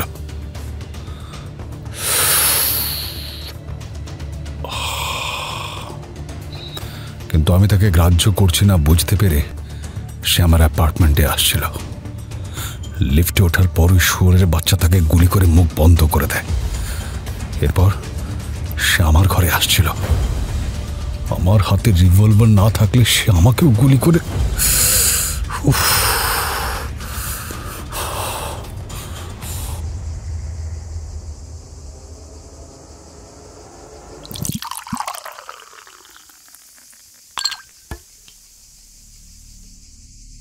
ঋতুপর্ণা গ্লাসে হুইস্কি ঢেলে নিলেন। সোডা এবং আইস কিউব সহ চন্দ্রনাথের হাতে গ্লাসটা তুলে দিলেন। তারপর নিজের গ্লাসে একটু হুইস্কি ঢাললেন। চিয়ার্স। চন্দ্রনাথ অনিচ্ছা সত্ত্বেও চিয়ার্স করে হুইস্কিতে চুমুক দিলেন। তারপর বললেন, কিন্তু রঞ্জন কেমন করে জানতে পারলো ওই ক্যাসেটে তার এবং মিসেস দাশগুপ্তের মিলন দৃশ্য আছে? রঙ্গনাথন আমাকে ক্যাসেটটা দিয়েছিল। রঞ্জন কি রঙ্গনাথনের পরিচিত? রঙ্গনাথনকে তাকে বলেছিল এই ক্যাসেটটা এখন আমার কাছে আছে। এই শোনো, তুমি চুপ না করলে না আমি গিয়ে দরজা বন্ধ করে শুয়ে পড়বো ডনি। অগত্যা চন্দ্রনাথ ঋতুপর্ণার কাঁধে হাত রেখে আলতোভাবে চুম্বন করলেন। হ্যাঁ, ঠিক বলেছ। সবকিছু ভুলে যাওয়ার জন্যই তো তোমার কাছে এসেছি পর্ণা। ঋতুপর্ণা চন্দ্রনাথের হাত থেকে রিমোটটা নিয়ে সুইচ টিপলেন, বললেন, রঞ্জনের কীর্তি দেখি, তুমিও দেখো। কোনো কোনো সময় সেক্স জীবনকে অর্থপূর্ণ করে দেয়, প্রকৃতির উপহার। তাই না প্রিয় ডনি আমার? দুজনে আরো ঘনিষ্ঠ হয়ে বসলেন।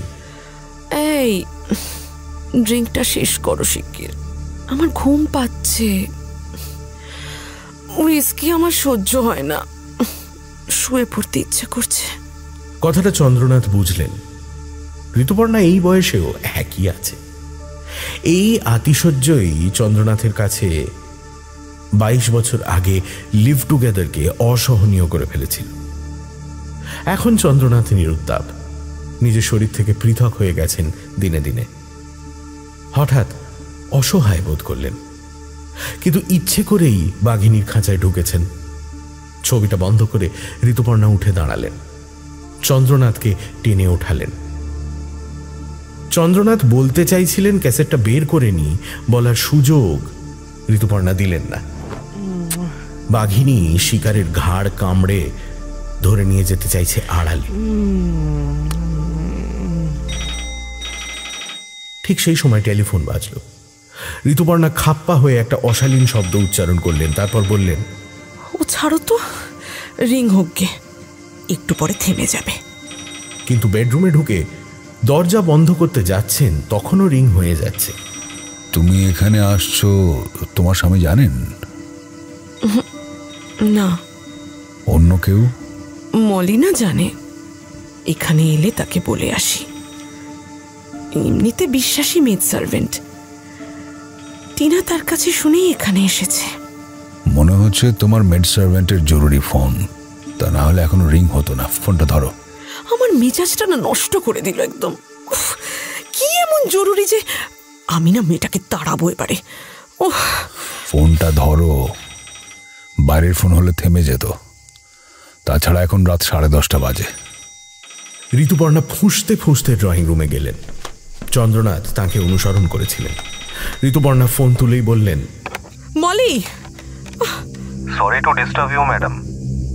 হু দ্য হেল আর ইউ? আমি নিউ আলিপুর পুলিশ স্টেশন থেকে অফিসার ইনচার্জ শোভন চ্যাটার্জি বলছি। আপনি কি মিসেস ঋতুপর্ণা মুখার্জি? হ্যাঁ, হ্যাঁ। কি ব্যাপার? আপনাকে একটু কষ্ট করে আপনাদের নিউ আলিপুরের ফ্ল্যাটে আসতে হবে ম্যাডাম। একটু অপেক্ষা করুন, পুলিশ ভ্যান পাঠিয়েছি, আপনাকে এবং আপনার মেয়েকে এসকর্ট করে আনবে। কেন? কি হয়েছে? কি পুলিশ ভ্যান এসকর্ট করতে আসছে কেন? Doctor Mukherjee, I mean your husband is dead.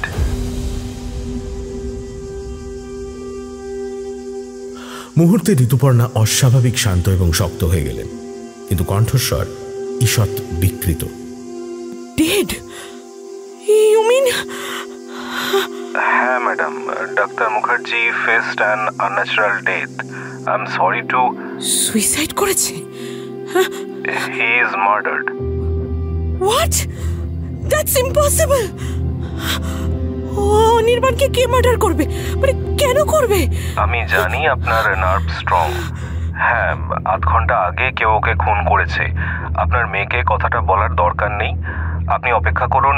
Police van না পৌঁছালে আপনি বেরোবেন না প্লিজ। ঋতুপর্ণার হাত থেকে চন্দ্রনাথ ফোন কেড়ে নিয়ে রেখে দিলেন।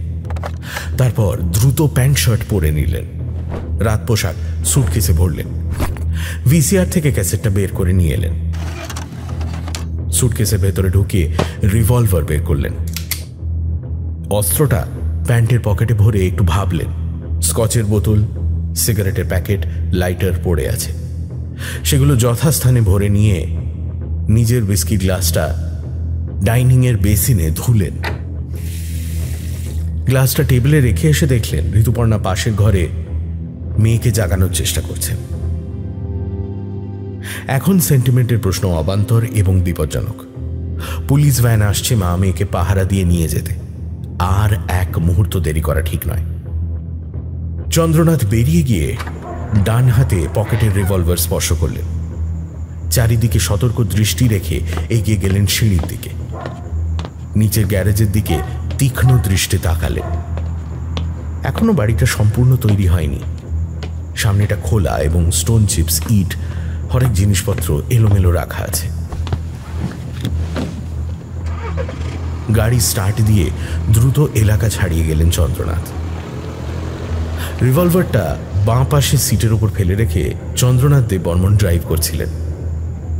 সল্টলেকের রাস্তা গোলক ধাঁধা, কিন্তু তার নখদর্পণে ই সেক্টরের এক টুকরো জমি কেনা আছে, সেখানে কোনোদিনই বাড়ি করবেন না, আর ভালো দাম পেলে বেচে দেবেন।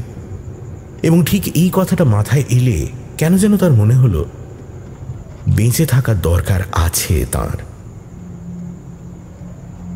জীবনের অন্য অনেক রকম মানে আছে, কেউ কেউ বোঝে না, কেউ কেউ বোঝে।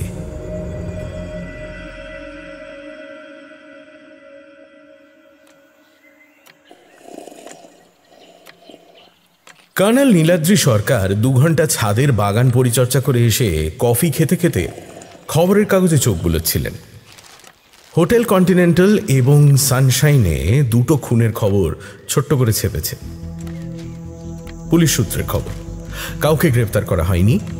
শুধু দৈনিক সত্যসেবক পত্রিকা জানিয়েছে সানশাইনের খুনে সন্দেহক্রমে জনৈক ব্যক্তিকে জেরা করা হচ্ছে। 2টো খুনের খবর আলাদা ছাপা। টেলিফোন বাজল। কর্নেল সাড়া দিলেন।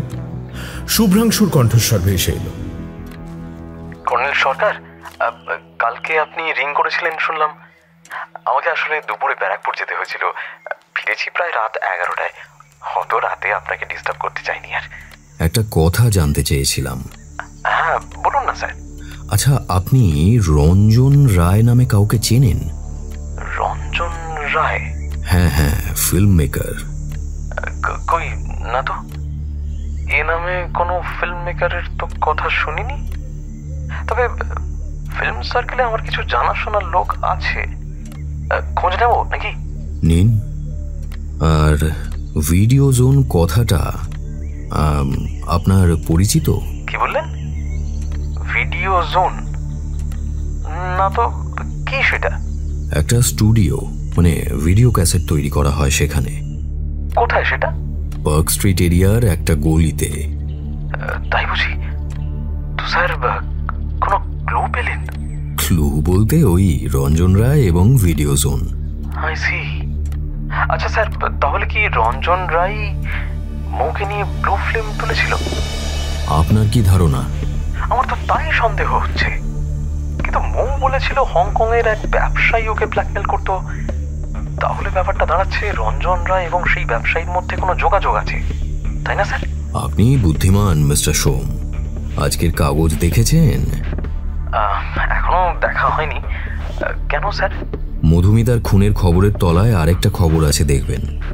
হোটেল কন্টিনেন্টালে হংকংয়ের ব্যবসায়ী রঙ্গনাথন খুন। বলেন কি? মৌ যার কথা বলতো? হ্যাঁ, সেই ব্যবসায়ী। যাই হোক, আপনি আপনার চেনা জানা ফিল্ম মহলে রঞ্জন রায় সম্পর্কে খোঁজ নিন তো।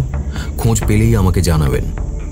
একটা কথা স্যার, রঙ্গনাথন নাকি বললেন তার কাছে কোনো ভিডিও ক্যাসেট পাওয়া যায়নি? না। Very mysterious. ক্যাসেটটা তার কাছে থাকা উচিত ছিল স্যার।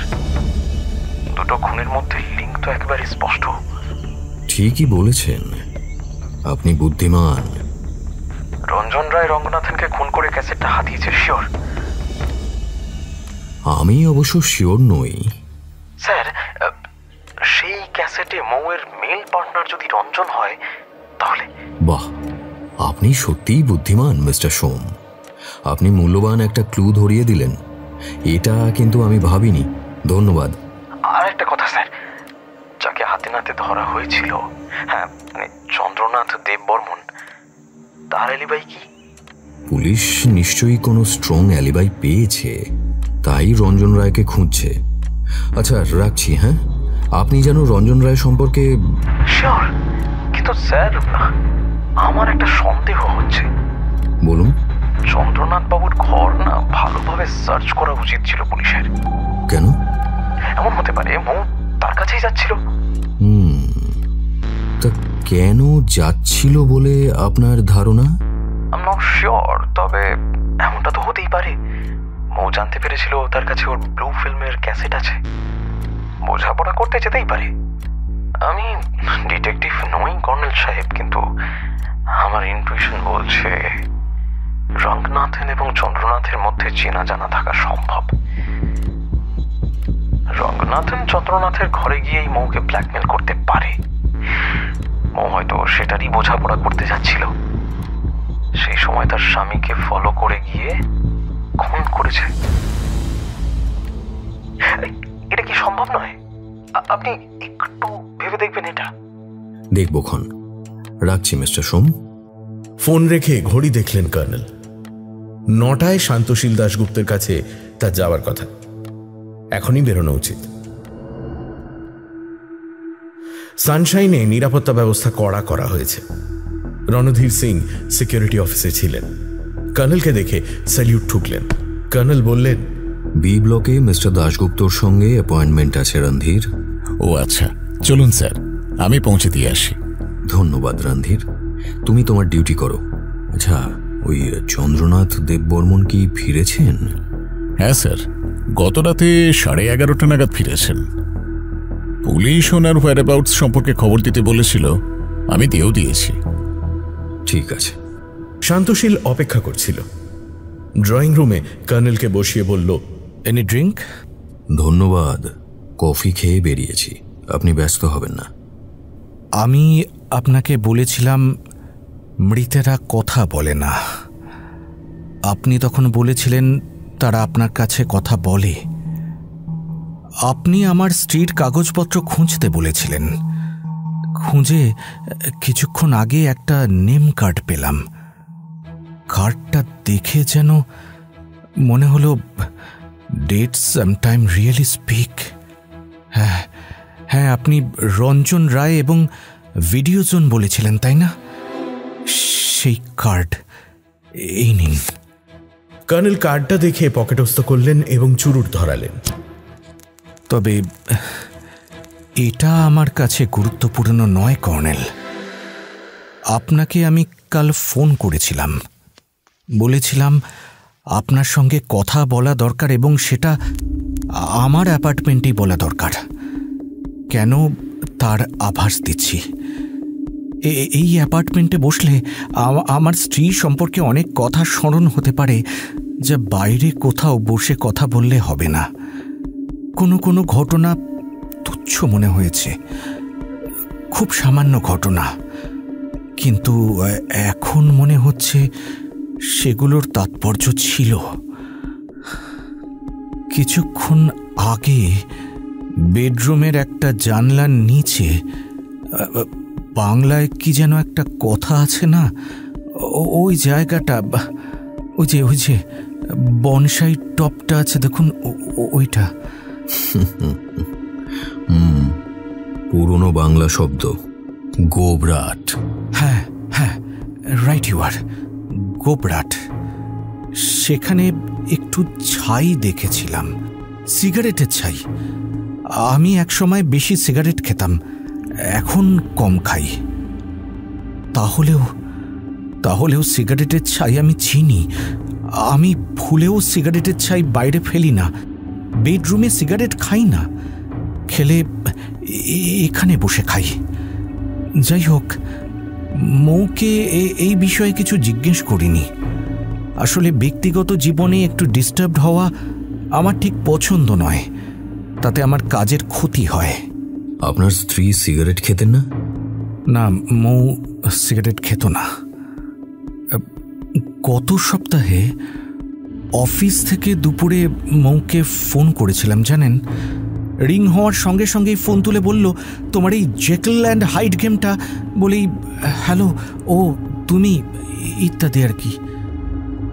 কর্নেল সরকার, তোমার এই জেকেল হাইড গেমটা, এই কথাটা ফোন তুলেই কেন বলবে বলুন তো, তাই না?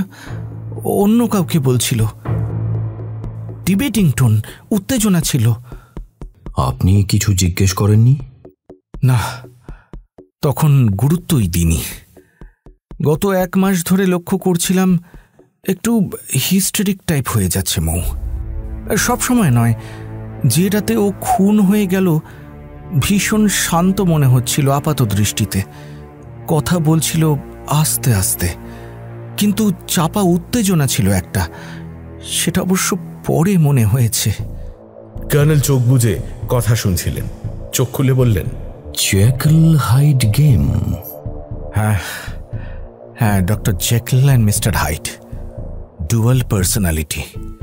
বইটা পড়েছি, ফিল্মেও দেখেছি।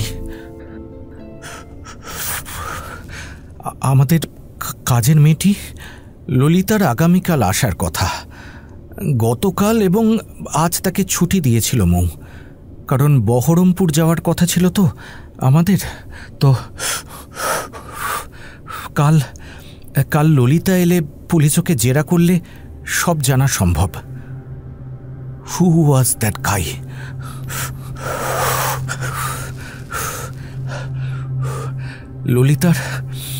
ললিতার না জানার কথা নয়, কিন্তু সমস্যা হলো মেয়েটা কোথায় থাকে সেটাই জানি না। অ্যাকচুয়ালি সানশাইন হাউজিং কমিটির নির্দেশ আছে কাজের লোকেদের ফটো এবং ঠিকানা অফিসে জমা রাখতে হবে। আমি এত ব্যস্ত যে ওসব দিকে আর মন দিতে পারিনি। আর কিছু? কর্নেল সরকার, মৌয়ের ফিল্ম ক্যারিয়ারের আমি একটু বাধা সৃষ্টি করতে চাইনি। সেটা ভালো করে জানতো, কিন্তু বোম্বে থেকে কয়েকবার বড় অফার এলো এবং ওরা বারবার এসে ওকে সেধেছিল। অথচ মৌ ওদের মুখের ওপর না করে দিত জানেন। ফিল্ম সম্পর্কে হঠাৎ একটা যেন প্রচণ্ড অ্যালার্জি। তখন ভাবতাম সে হাউসওয়াইফ হওয়াটাই প্রেফার করছে এবং আমার মুখ চেয়েই এটা করেছে। কিন্তু এখন মনে হচ্ছে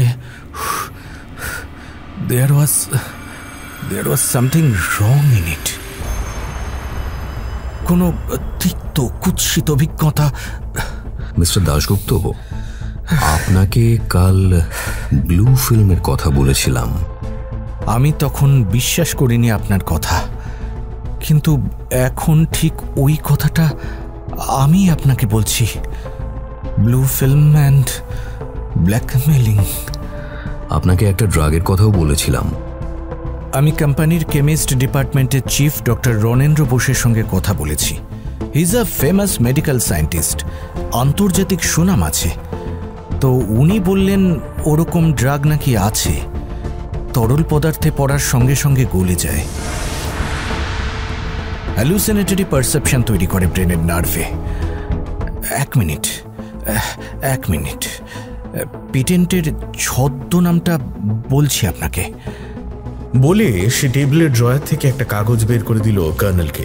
কর্নেল পড়ে বললেন, নাইটেক্স 3। সেডেটিভ ওষুধ লেখা থাকে, কিন্তু অ্যাকচুয়ালি নিছক ঘুমের ওষুধ নয়। চূড়াপথে ওই হংকং থেকে এদেশে আসে।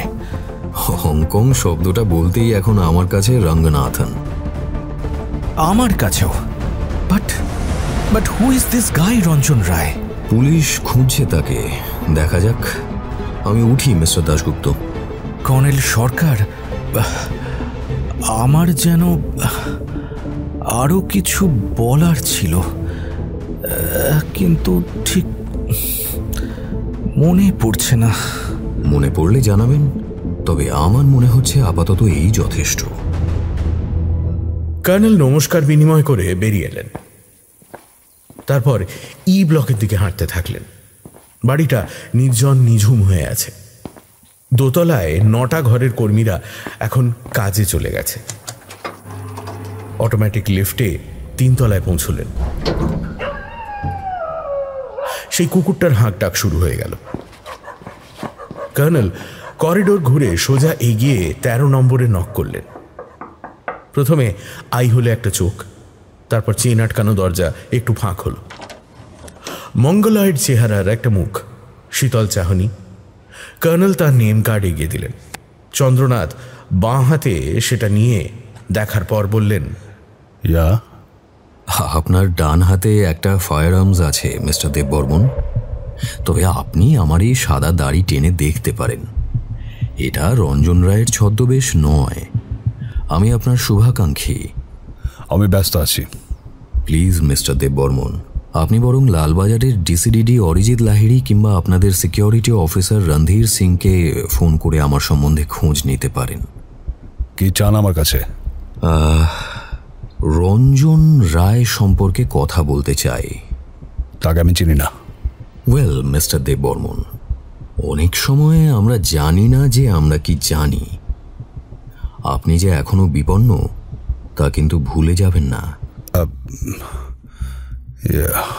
ওকে ওকে, কাম ইন। কর্নেল ভেতরে ঢুকলে চন্দ্রনাথ দরজা লক করলেন। চন্দ্রনাথের হাতে ক্ষুদে আগ্নেয়াস্ত্র।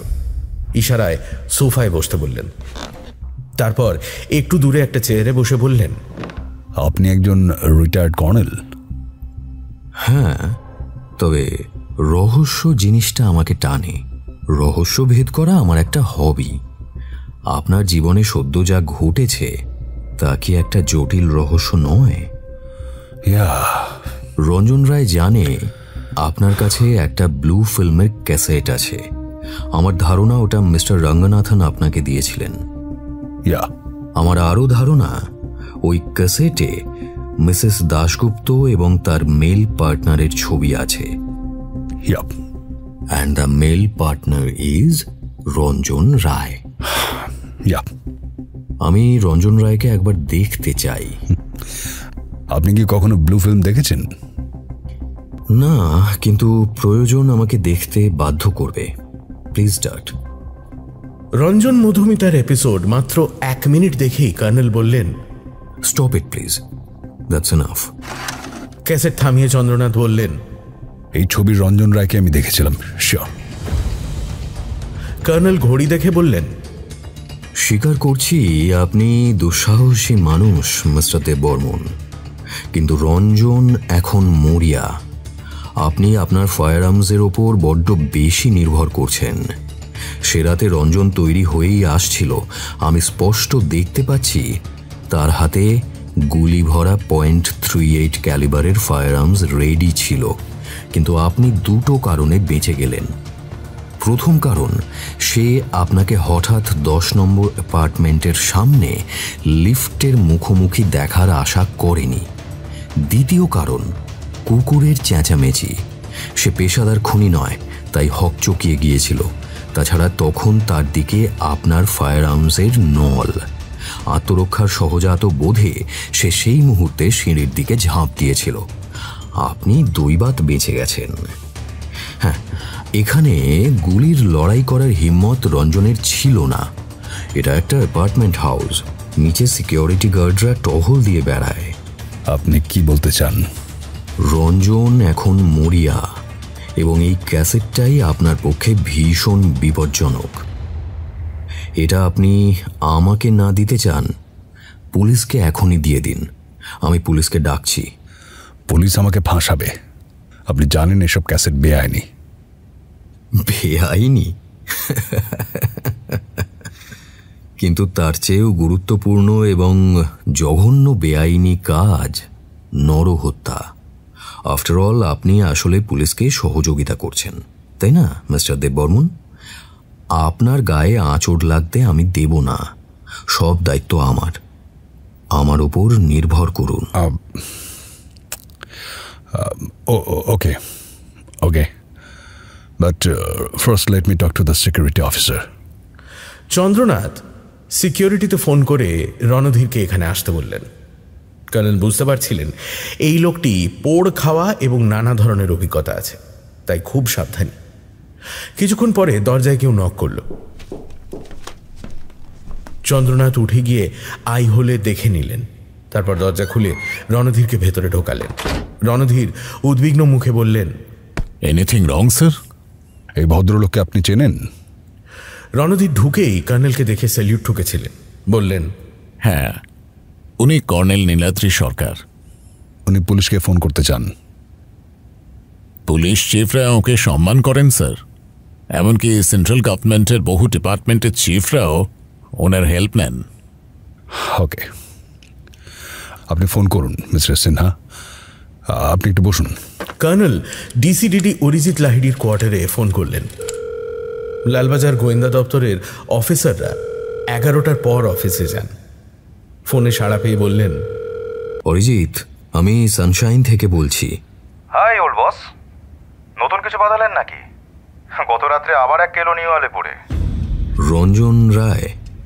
হ্যাঁ, ডক্টর অনির্বাণ মুখার্জিকে তার বসার ঘরে শুইয়ে দিয়ে পালিয়েছে, মাথায় গুলি। ওর মেড সার্ভেন্ট প্রত্যক্ষদর্শী, সে রঞ্জনকে চেনে। গুলির শব্দ শুনে ছুটে এসেছিল মেয়েটি। রঞ্জনকে পালিয়ে যেতে দেখেছে, তাকে সে চেনে। ডক্টর অনির্বাণ মুখার্জি কি ডেড নাকি? Yes, spot dead. অরিজিৎ, আমি সানশাইনে মিস্টার চন্দ্রনাথ দেববর্মনের ঘরে আছি। একটা ভিডিও ক্যাসেট তোমাদের হাতে তুলে দিতে চাই। ওতে রঞ্জনের ছবি আছে।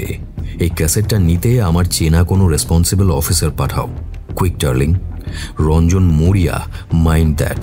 বিশেষ করে নিউ আলিপুরের ঘটনা শুনে মনে হচ্ছে সে চূড়ান্ত ডেসপারেট হয়ে উঠেছে। আর একটা কথা, ক্যাসেট নিতে যাকে পাঠাবে তিনি যেন পুলিশের ইউনিফর্মে আসেন, উইথ আর্মস। কর্নেল ফোন রাখলে চন্দ্রনাথ জিজ্ঞেস করলেন, আপনি কার সঙ্গে কথা বললেন? ডিসিডিডি অরিজিৎ লাহিড়ি। নিউ আলিপুরের ডাক্তার মুখার্জিকে আমি চিনি। Nice man. তাকে বাস্টার্ড রঞ্জন খুন করলো কেন? কর্নেল সে প্রশ্নের জবাব না দিয়ে রণধীরকে বললেন, রণধীর, তুমি এখনই কয়েকজন সিকিউরিটি গার্ড এই ব্লকের সামনে মোতায়েন করো। 2 জন গার্ড নিচে লিফটের সামনে যেন থাকে। পুলিশ আসবে উর্দি পরে। সাদা পোশাকের কেউ যেন পুলিশ পরিচয় দিয়ে এই ব্লকে ঢুকতে না পারে। রণধীর সিকিউরিটি অফিসে ফোন করে বললেন, আমি নিজে বরং লিফটের কাছে থাকছি। But with arms? Yes sir, I have my arms. Salute করে বেরিয়ে গেলেন সিকিউরিটি অফিসার রণধীর সিং। তারপর চন্দ্রনাথ ভিসিপি থেকে ক্যাসেটটা বের করলেন। কর্নেল বললেন, ক্যাসেটটা একটু দেখতে চাই মিস্টার দেববর্মন। চন্দ্রনাথ ক্যাসেটটা দিলেন। কর্নেল সেটা দেখেই বললেন, মাই গুডনেস। কি? ক্যাসেটটার নাম ডেডস ডু নট স্পিক। আশ্চর্য তো? মোটেও আশ্চর্য নয় কর্নেল সরকার। সব ব্লু ফিল্মের ক্যাসেটের এরকম অদ্ভুত নাম হয়। হরর ফিল্মের সঙ্গে মানানসই নামে বেশিরভাগ ক্ষেত্রে বেছে নেওয়া হয়। প্রথমে কিছু সেরকম ঘটনা থাকে, তারপরেই সেক্স সিন এসে পড়ে। আমি একটা ব্লু ফিল্ম দেখেছিলাম, দ্য নেকেড আই নামে, অর্থহীন নাম কিন্তু চমক আছে। কিংবা ধরুন দ্য ফ্লাইং কার্পেট, অর্ধেকটা ছবি দেখেও বোঝা যায় না যে সেক্স সিন রয়েছে। আমি একটা ফোন করতে চাই, আর্জেন্ট। হ্যাঁ করুন। কর্নেল শান্তশীলের নাম্বার ডায়াল করলেন। সাড়া এলে বললেন, কর্নেল নীলাদ্রি সরকার বলছি। হ্যাঁ বলুন। আপনি আমাকে বলেছিলেন ডেডস ডু নট স্পিক, তাই না? হ্যাঁ বলেছিলাম, কিন্তু কি ব্যাপার? কথাটা কি আপনি কোথাও পড়েছিলেন নাকি? মেবি ইটস আ ফ্রেজ, মনে পড়ছে না ঠিক। একটু ভেবে বলুন mister Dasgupta, this is urgent. একটু সময় লাগবে আমার। আচ্ছা মিস্টার দাশগুপ্ত, আপনি কথাটা আপনার স্ত্রীর মুখে শোনেননি তো? আরে হ্যাঁ হ্যাঁ, দ্যাটস রাইট। একদিন রাতে আমি কম্পিউটার রুম থেকে বেরিয়ে আসছিলাম, সেই সময় মৌ টেলিফোনে কথা বলছিল, ওই কথাটা ওরই মুখে শুনেছিলাম। তবে তবে আপনাকে বলেছি, মৌকে আমি। থ্যাঙ্কস, রাখছি। বলে টেলিফোন রেখে কর্নেল একটা চুরুট ধরালেন। এটাই একটা পয়েন্ট মিস্টার দেববর্মন, অনেক সময় আমরা জানি না যে আমরা কি জানি। বাই দ্য বাই, আপনি তো অনেক ভিডিও ক্যাসেট দেখেছেন, এই ক্যাসেটের প্রিন্ট সম্পর্কে আপনার অভিমত কি? এটা অরিজিনাল প্রিন্ট নয়, তবে বেশ ভালো প্রিন্ট।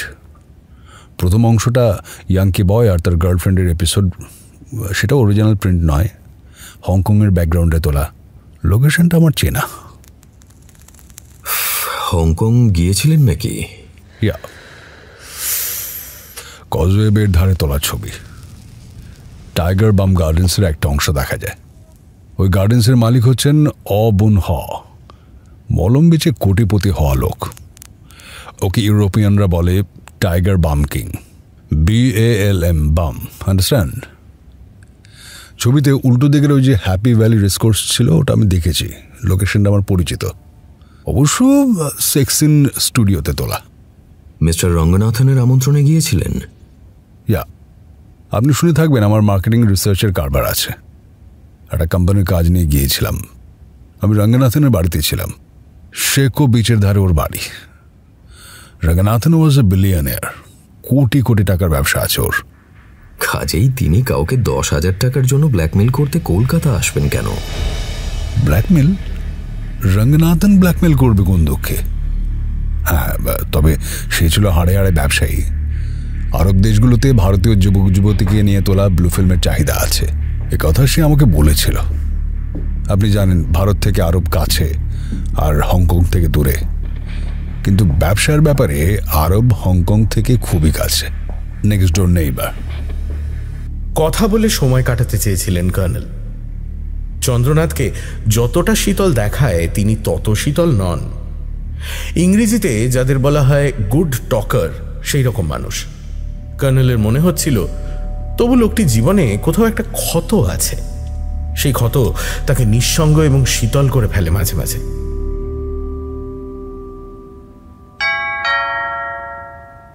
প্রায় আধ ঘন্টা পরে ডিটেকটিভ ইন্সপেক্টর মিস্টার হাজরা এলেন পুলিশের পোশাকে,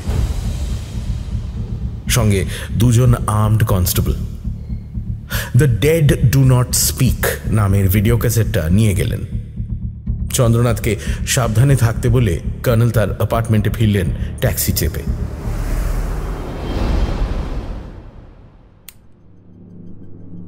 ড্রয়িং রুমের ফ্যান চালিয়ে ইজি চেয়ারে বসেই বললেন, ষষ্ঠী, কফি।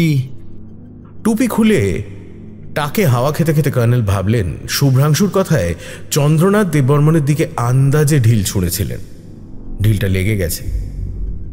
শুভ্রাংশু সত্যিই বুদ্ধিমান, তবে হিসেব কাঁটায় কাঁটায় মিলে গেল। শুভ্রাংশুকে এখন বাড়িতে পাওয়া যাবে না, কিন্তু ওর বোনকে জানিয়ে রাখা উচিত সে বাড়িতে ফিরলেই যেন কর্নেলকে রিং করে কিংবা সোজা চলে আসে। কিছুক্ষণ রিং হওয়ার পর তাকে পাওয়া গেল। সুস্মিতা? হ্যাঁ, আপনি কে বলছেন? কর্নেল নীলাদ্রি সরকার। দাদার সঙ্গে কথা বলবেন তো? দাদা অফিস থেকে একটু আগে ফিরে এসেছিল, ওকে ডিমাপুরে ট্রান্সফার করেছে, সব গুছিয়ে নিয়ে চলে গেল। আপনাকে রিং করেছিল, পায়নি। ও আচ্ছা, কিসে গেল? প্লেনে? কোম্পানি ওকে অত টাকা দেবে, তাহলেই হয়েছে। ট্রেনে যাবে, কোন ট্রেন জানি না। রাখছি। ষষ্ঠী কফি আনলো। কর্নেল বললেন, আরে আমাকে কেউ ফোন করেছিল? ওই যা বলতে ভুলে গেছি তো, একটা ফোন হয়েছিল বটে, কেউ নাম তো বললো নি, আপনি নেই শুনে ছেড়ে দিল। Deads do not speak. মৃতেরা কথা বলে না। আগে বাবা মশাই তো মুন্ডু। ষষ্ঠীচরণ বেজার হয়ে চলে গেল কিচেনের দিকে। কর্নেল চুপচাপ কফি খাওয়ার পর চুরুট ধরালেন। রঞ্জন তার চালে একটা গুরুতর ভুল করলো কেন? একটা ব্যাপার স্পষ্ট বোঝা যাচ্ছে, রঙ্গনাথকে সে ওই ভিডিও ক্যাসেটটা আগেই বিক্রি করেছিল। রঙ্গনাথন বিদেশে তার প্রিন্ট বিক্রি করেছেন এ বিষয়ে নিশ্চিত হওয়া যায়। একটা প্রিন্ট রঞ্জনের প্রাপ্য ছিল। হোটেল কন্টিনেন্টালের ম্যানেজারের বিবরণ অনুসারে রঙ্গনাথন এবার কলকাতায় আসেন 27 মার্চ সন্ধ্যায়। প্রিন্টটা রঞ্জনের জন্যই এনেছিলেন, কিন্তু তার কাছে রঞ্জন যাওয়ার আগেই রঙ্গনাথন প্রিন্টটা তার বন্ধু চন্দ্রনাথকে দেখার জন্য দেন। চন্দ্রনাথ থাকেন সানশাইনে, যেখানে মৌ থাকে। এবার রঙ্গনাথন রঞ্জনকে বলে থাকবেন, নিশ্চয়ই বলেছিলেন যে ওটা একজনকে একদিনের জন্য দেখতে দিয়েছেন। রঞ্জন জানতে চাইতেই পারে কাকে ওটা দেওয়া হয়েছে, কারণ কলকাতায় তার সেক্স সিন দেখানোর ঝুঁকি আছে। দৈবাত এমন কারোর চোখে পড়তে পারে যে রঞ্জনকে চেনে, কাজেই রঞ্জন রঙ্গনাথের কাছে কাকে ক্যাসেট দেওয়া হয়েছে তার নাম জানতে চাইবে, এটা স্বাভাবিক। রঙ্গনাথন অত ভাবেননি, চন্দ্রনাথের নাম ঠিকানা দিয়ে দিয়েছিলেন। রঞ্জন শোনামাত্র উদ্বিগ্ন হয়ে ওঠে। বি ব্লকের পেছনেই ই ব্লক। হ্যাঁ, এই ডিডাকশনের যুক্তি স্বতঃসিদ্ধ। আর একটা ব্যাপার স্পষ্ট, মৌকে যখন সে ব্ল্যাকমেল করত তখন ক্যাসেট তার হাতে ছিল না। এবার ক্যাসেট এসে গেছে, অতএব টাকার অঙ্ক বাড়ানো যায়। রঞ্জন 28 মার্চ সন্ধ্যে থেকে শান্তশীল ফিরে না আসা পর্যন্ত মৌয়ের কাছে ছিল। 50,000 টাকা দাবি করতেই গিয়েছিল এবং ক্যাসেট যে পাশের ই ব্লকের চন্দ্রনাথের কাছে আছে তাও বলেছিল। চন্দ্রনাথের জবানবন্দিতে এটা জানা গেছে। মৌ বুঝতে পেরেছিল রঞ্জন তার কাছে টাকা না পেয়ে রুষ্ট এবং চন্দ্রনাথের কাছ থেকে ক্যাসেটটা যে কোনোভাবে আদায় করে এবার উল্টে শান্তশীলকেই ব্ল্যাকমেল করবে। শান্তশীল স্ত্রীর সম্মান রক্ষার জন্য বাধ্য হবে রঞ্জনের দাবি মেনে নিতে, কিন্তু মৌ নিজের সম্মান বাঁচাতে নিজেই তৎপর হয়ে উঠেছিল। চন্দ্রনাথকে ফোনে সাবধান করিয়ে দিয়ে শেষে ঝুঁকি নিয়ে ই ব্লকে ছুটে গিয়েছিল। বেগতিক দেখে মরিয়া হয়ে রঞ্জন তাকে মেরে মুখ বন্ধ করে দেয়। The dead do not speak. এবার তার ব্ল্যাকমেলের শিকার হতো শান্তশীল দাশগুপ্ত। কর্নেল তার এই তত্ত্বে নিশ্চিত হলেন। কোনো ফাঁক নেই ঘটনার এই ছকে। রঞ্জন জানত না চন্দ্রনাথ কেমন প্রকৃতির লোক এবং তার হাতে ফায়ার আর্মস রেডি। প্ল্যান ভেস্তে যাওয়ার পর রঞ্জন একটা মারাত্মক ভুল করে ফেলেছিল। মরিয়া এবং দিশেহারা রঞ্জনের পক্ষে এই ভুলটা স্বাভাবিক। ভুলটা হলো রঙ্গনাথনের হত্যা। চন্দ্রনাথ রঞ্জনকে দেখে ফেলেছিলেন। রঞ্জন আশঙ্কা করেছিল চন্দ্রনাথ তার হংকংবাসী বন্ধু রঙ্গনাথনকে জানিয়ে থাকবেন তাঁর দেওয়া ক্যাসেটের পুরুষ চরিত্র সশরীরে তাকে খুন করার জন্য হানা দিয়েছিল এবং সে তার ফিমেল পার্টনারকে হত্যাও করেছে। কর্নেলের মনে পড়ল হোটেল কন্টিনেন্টালে রঙ্গনাথনের সুইটে 2টো মদের গ্লাস উল্টে পড়েছিল কার্পেটের ওপর। তার মানে তর্কাতর্কি থেকে একটু হাতাহাতি, তারপর রঙ্গনাথন কি তর্কাতর্কি সময়ে রঞ্জনকে শাসিয়েছিলেন, তাই রঞ্জন ক্রোধোন্মত্ত হয়ে তাকে গুলি করে? আবার সেই কথাটা এসে পড়ছে, মৃতেরা কথা বলে না, কিন্তু কার্পেটে পড়ে থাকা 2টো মদের গ্লাস কথা বলছে, বলছে হাতাহাতি হয়েছিল। কর্নেল টেলিফোন তুলে অরিজিৎ লাহিড়িকে ফোন করলেন। অরিজিৎ, একটা কথা জানতে চাইছি। বলুন বস, সিপির ঘরে কনফারেন্স, একটু তাড়া আছে। হোটেল কন্টিনেন্টালে রঙ্গনাথনের সুইটে নাইটেক্স 3 নামে কোনো ট্যাবলেট বা ক্যাপসুল পাওয়া গেছে? রঙ্গনাথনের বডির পাশে ইজি চেয়ারের তলায় 10টা ক্যাপসুলের একটা ফাইল পড়েছিল। আমাদের ড্রাগ এক্সপার্টরা বলছে ওগুলো ঘুমের ওষুধ। ফরেন্সিক ল্যাবে পাঠাও। ওটা ঘুমের ওষুধ নয়। আর ক্যাসেটটা? পেয়ে গেছি। ক্যাসেট থেকে রঞ্জন রায়ের একটা ছবি প্রিন্ট করিয়ে শুধু মুখের ছবিই যথেষ্ট। ছবিটা সব দৈনিক কাগজে ওয়ান্টেডে হেডিং ছাপানোর ব্যবস্থা করো। কালকের কাগজেই যেন বেরোয়। ওকে বস। ফোন রেখে কর্নেল নিভে যাওয়া চুরুট ধরালেন। তাহলে নিশ্চিত হওয়া গেল নাইটেক্স 3 রঞ্জনকে জোগাতেন রঙ্গনাথন। তাকে মেরে রঞ্জন তাড়াহুড়োয় যতটা পারে হাতিয়ে নিয়ে গেছে। বিকেলে কর্নেল ছাদের বাগান পরিচর্যা করছিলেন। ষষ্ঠীচরণ গিয়ে বলল, বাবুমশাই ঠং। অন্য সময় হলে বিরক্ত হয়ে ভেঙচি কাটতেন। এখন একটা ঘটনার আবর্তে ঘুরপাক খাচ্ছেন। দ্রুত নেমে এসে সাড়া দিলেন। চন্দ্রনাথ দেববর্মন ইংরেজিতে বললেন, আপনাকে বলার দরকার মনে করিনি, এখন বলতে হচ্ছে। নিউ আলিপুরের ডক্টর অনির্বাণ মুখার্জির স্ত্রী ঋতুপর্ণা আমার পরিচিত। এইমাত্র সে আমাকে জানালো সে জারজ সন্তান রঞ্জন টেলিফোনে তাকে হুমকি দিয়েছে। তার মেয়ে টিনার একটা ব্লু ফিল্ম নাকি রঞ্জনের কাছে আছে। 1 লাখ টাকা নগদ পেলে সে ক্যাসেটটা ফেরত দেবে। আর নমুনা স্বরূপ একটা সেক্সিনের স্টিল ছবি ইতিমধ্যেই লেটার বক্সে রেখে এসেছে। ঋতুপর্ণা আমাকে বলল লেটার বক্সে সত্যিই খামের ভেতর টিনার ছবি পেয়েছে, তবে মেল পার্টনারের পেছন দিকটা দেখা যাচ্ছে, তাই চেনা যাচ্ছে না। মিসেস মুখার্জি তার মেয়েকে কিছু জিজ্ঞেস করেননি? করেছে। টিনা শুধু কাঁদছে, খুলে কিছুই বলছে না। কাজেই ব্যাপারটা সত্য। কখন কোথায় টাকা দিতে হবে রঞ্জন বলেছে? বলেছে, একটা ঠিকানা দিয়েছে। বেল সুইচ টিপলে একটা মেয়ে দরজা খুলবে, পরনে থাকবে জিন্স ব্যাগি শার্ট। ঘরে ঢুকে তাকে টাকা গুনে দিতে হবে, আর সে ক্যাসেটটা ফেরত দেবে। ইচ্ছে করলে ক্যাসেট চালিয়ে দেখে নিতে পারে ঋতুপর্ণা। কিন্তু মেয়েটিকে পুলিশের হাতে তুলে দিয়ে লাভ হবে না। মেয়েটি কল গার্ল। সেও জানে না রঞ্জন কোথায় আছে এবং কখন টাকা নিতে আসবে। হ্যাঁ, রঞ্জন আরো বলেছে যে মেয়েটিকে ধরিয়ে দিয়েও লাভ নেই, কারণ ক্যাসেটের আরো প্রিন্ট রঞ্জনের কাছে আছে। সে কথা দিচ্ছে টাকা পেলে প্রিন্টগুলো এদেশে বেচবে না, বিদেশে যাওয়ার জন্যই তার টাকাটা দরকার। কখন টাকা নিয়ে যেতে হবে? রাত 9টায়। ঠিকানাটা কি? ঋতুপর্ণা ফোনে বলেনি, আমাকে পরামর্শের জন্য ডেকেছে। তো আমার মনে হলো ব্যাপারটা আপনাকে জানানো উচিত। পুলিশ তো হটকারী, তাছাড়া আজকাল পুলিশের মধ্যে আগেকার দিনের দক্ষতা দেখি না। মিস্টার দেববর্মন, আপনি কি ঋতুপর্ণার সঙ্গে যাবেন যদি উনি টাকা দিতে রাজি হন? আমি একটু দূরে গাড়িতে অপেক্ষা করলে অসুবিধে কি? আপনি প্লিজ যাবেন না। মিসেস মুখার্জির বাড়িতে অপেক্ষা করবেন।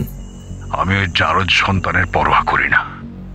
প্লিজ মিস্টার দেববর্মন, রঞ্জন চূড়ান্ত মরিয়া। আমার কথাটা শুনুন, বাকিটা আমার হাতে ছেড়ে দিন। রঞ্জনের দেওয়া ঠিকানাটা আমি সম্ভবত জানি মিস্টার দেববর্মন। রাখছি। চন্দ্রনাথকে আর কথা বলার সুযোগ দিলেন না কর্নেল। পোশাক বদলে এলেন। প্রতিটি মুহূর্ত মূল্যবান। বেরোনোর আগে ডিসিডিডি অরিজিৎ লাহিড়িকে রিং করলেন, পেলেন না। ডিটেকটিভ ডিপার্টমেন্টে নরেশ ধরকে পাওয়া গেল। নরেশবাবু কর্নেলের কথা শোনার পর মন্তব্য করলেন, হেলা ঘুঘু দেখছে, ফান দেখে নাই। বড় রাস্তার মোড়ে ট্যাক্সি পেতে একটু দেরি হয়েছিল। 5টা বেজে গেছে। সারা পথ জ্যাম। পৌঁছতে 1 ঘন্টা লেগে গেল। সংকীর্ণ রাস্তায় দূরে দূরে ল্যাম্পপোস্ট এবং জোট বাঁধা উঁচু নিচু ফ্ল্যাট বাড়ি। সেই ফ্ল্যাট বাড়িটার তলায় সারবদ্ধ দোকান। পানের দোকানে নরেশ ধর পানের অর্ডার দিয়ে দাঁড়িয়েছিলেন। পান মুখে দিয়েই কর্নেলকে দেখতে পেয়ে তৎক্ষণাৎ মুখ ঘুরিয়ে আরো একটা চুন চাইলেন। কর্নেল দোতলায় উঠে কলিং বেলের সুইচ টিপলেন। ঘরের ভেতর থেকে মেয়েলি গলায় কেউ বলল, কে? আমার নাম কর্নেল নীলাদ্রি সরকার। দরজা একটু ফাঁক হলো। ব্যাগি শার্ট জিন্স পরা 18-19 বছরের একটি মেয়ে, শ্যামবর্ণ, ঠোঁটে রং, নকল ভুরু, চোখের পাপড়ি গোনা যায়। দ্রুত বলল, দাদা তো ডিমাপুর চলে গিয়েছে।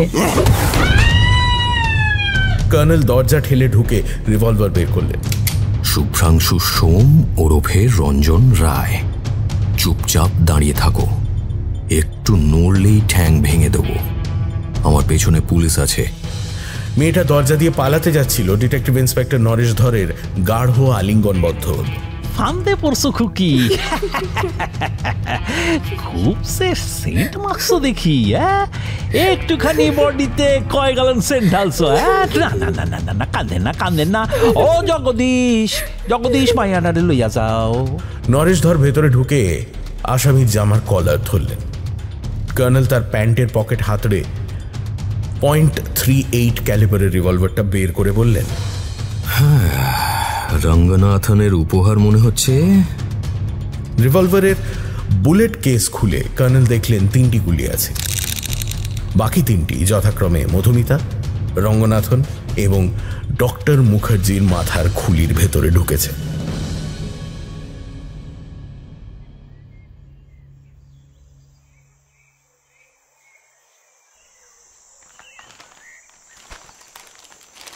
সকালে কর্নেল নীলাদ্রি সরকার কফি খেতে খেতে খবরের কাগজ পড়ছিলেন। রঞ্জনের ছবিটা আর ওয়ান্টেড শিরোনামে ছাপার দরকার হয়নি। তাকে গ্রেপ্তারের খবর ছোট করে ছাপা হয়েছে, পুলিশ সূত্রের খবর। দৈনিক সত্যসেবক অবশ্য বিশ্বস্ত সূত্রে বিখ্যাত রহস্যভেদী কর্নেল নীলাদ্রি সরকারের কৃতিত্ব উল্লেখ করেছে। গত রাতে ওদের রিপোর্টার ফোন করেছিল। কর্নেল বলেছিলেন নো কমেন্ট। সেই রিপোর্টারের অভিমানী কণ্ঠস্বর কানে লেগে আছে। জয়ন্তদা হলে স্যার অনেক কমেন্ট করতেন এবং একটা এক্সক্লুসিভ স্টোরিও আমরা পেতাম। জয়ন্ত চৌধুরী ফিরবে জুন মাসে। বোকা বোকা, পুরো গরমটা ইউরোপে কাটিয়ে আসা উচিত ছিল ওর। টেলিফোন বাজল। কর্নেল সাড়া দিলেন। কর্নেল সরকার, আমি শান্তশীল বলছি। বলুন মিস্টার দাশগুপ্ত, কাগজে দেখেছেন কি আপনার স্ত্রীর খুনি ধরা পড়েছে? হ্যাঁ দেখেছি, কিন্তু যে জন্য আপনাকে ফোন করলাম সেটা বলি। আমাদের কাজের মেয়ে ললিতা এসেছে, খুব কান্নাকাটি করলো। আমি ওকে পুলিশের ভয় দেখালাম, চুপ করলো তখন। তারপর আমার জেরার জবাবে যা বলল, খুব অদ্ভুত ব্যাপার। 28শে মার্চ বিকেল থেকে আমার কোম্পানির মেডিকেল রিপ্রেজেন্টেটিভ শুভ্রাংশু সোম এখানে ছিল। ললিতা বাড়ি ফেরে ওই 6টায়। ললিতা বলল দুজনে খুব তর্ক বিতর্ক হচ্ছিল। তাছাড়া শুভ্রাংশু প্রায়ই আমার অ্যাপার্টমেন্টে এসেছে। ললিতা মৌয়ের নিষেধ থাকায় আমাকে বলেনি। I must do something, I must. Mister Dasgupta, Ranjan Roy আপনার স্ত্রীর খুনি। হ্যাঁ ঠিক, কাগজে তো দেখলাম তাই। রঞ্জন রায় এবং শুভ্রাংশু সোম একই লোক। হোয়াট? কি বললেন আপনি? Doctor Jekyll and mister hide. Mister Dasgupta, আপনি মধুমতি দেবীর মুখে দৈবাত শুনেছিলেন তোমার এই জ্যাকল অ্যান্ড হাইড গেমটা। যাই হোক, সে আমার হেল্প নিতে গিয়েছিল যাতে আপনার ওপর সন্দেহ জাগে এবং সে সেফ সাইডে থাকে। অনেক কেসে এভাবে অপরাধীরাই সাধু সাজার জন্য আমার দ্বারস্থ হয়। মাই গড! ফিল্ম মেকার হিসেবে শুভ্রাংশু রঞ্জন রায়ের ছদ্মনাম নিয়েছিল। দুরকম পেশার জন্য দুটো নাম। By the way, doctor Anirban মুখার্জির সঙ্গে তার পরিচয় মেডিকেল রিপ্রেজেন্টেটিভ হিসেবে। শুভ্রাংশু স্বীকার করেছে তার মেয়ে টিনাকে দেখার পর সে ডক্টর মুখার্জিকে তার ফিল্মি নামটা জানিয়েছিল, টিনাকে ফিল্মে অভিনয় করার সুযোগ দেবে বলে। তাই ডক্টর মুখার্জি শুভ্রাংশুকে রঞ্জন রায় বলেই স্ত্রীর এবং মেয়ের কাছে পরিচয় করিয়ে দিয়েছিল। Tina is a problem child. টিনার ভবিষ্যৎ জীবন সম্পর্কে তার দুশ্চিন্তা থাকা স্বাভাবিক, তাই ভেবেছিলেন ফিল্ম ক্যারিয়ার টিনার পক্ষে ভালোই হবে। কিন্তু শুভ্রাংশু ডক্টর মুখার্জিকে মারল কেন? কারণ একমাত্র তিনিই জানতেন শুভ্রাংশুর আর এক নাম রঞ্জন রায়। তাই শুভ্রাংশু যখন জানল রঞ্জন রায় দুটো খুন করেছে বলে পুলিশ তাকে খুঁজছে, তখন ডক্টর মুখার্জির মুখটা বন্ধ করতে তাকেও মারল। সে ভেবেছিল ডেডস ডু নট স্পিক। লাইন কেটে গেল। কর্নেল বুঝলেন জেনেথ ফার্মাসিউটিক্যালসের নবীন চিফ এক্সিকিউটিভ অফিসার শান্তশীল দাশগুপ্ত এবার এতক্ষণে ইয়াপি হয়ে গেল। মৃতদের কথা শুনতে তার আর আগ্রহ থাকার কথা নয়। তার কাছে যারা মৃত তারা মৃতই, এবং মৃতেরা কথা বলে না। দ্য স্টোরি হল্টে আজ আপনারা শুনলেন সৈয়দ মুস্তাফা সিরাজের লেখা মৃতেরা কথা বলে না। কর্নেল নীলাদ্রি সরকারের চরিত্রে সায়নদীপ মিত্র, গল্প পাঠ করেছেন দীপাঞ্জন ঘোষ ওরফে আমাদের সবার প্রিয় দীপদা। অন্যান্য চরিত্রে কৌশিক, মলয়, অর্পণ কুমার শর্মা, নিহারেন্দু, তমাল, স্নেহাদ্রি, সোমক, সঞ্জয়, মধুবন্তী, সায়নী, ত্রিনাঞ্জনা ও বর্ণিশা। পোস্টার ডিজাইন ঋদ্ধিরাজ, আবহ সায়ন, পরিচালনায় শুভদীপ ও অন্তরা। ধন্যবাদ জানাই স্যার সৈয়দ মুস্তাফা সিরাজের পরিবারের সকল সদস্যকে আমাদের পাশে থাকার জন্য। আরও নতুন নতুন গল্প শোনার জন্য সাবস্ক্রাইব করুন আমাদের চ্যানেল দ্য স্টোরি হল্ট।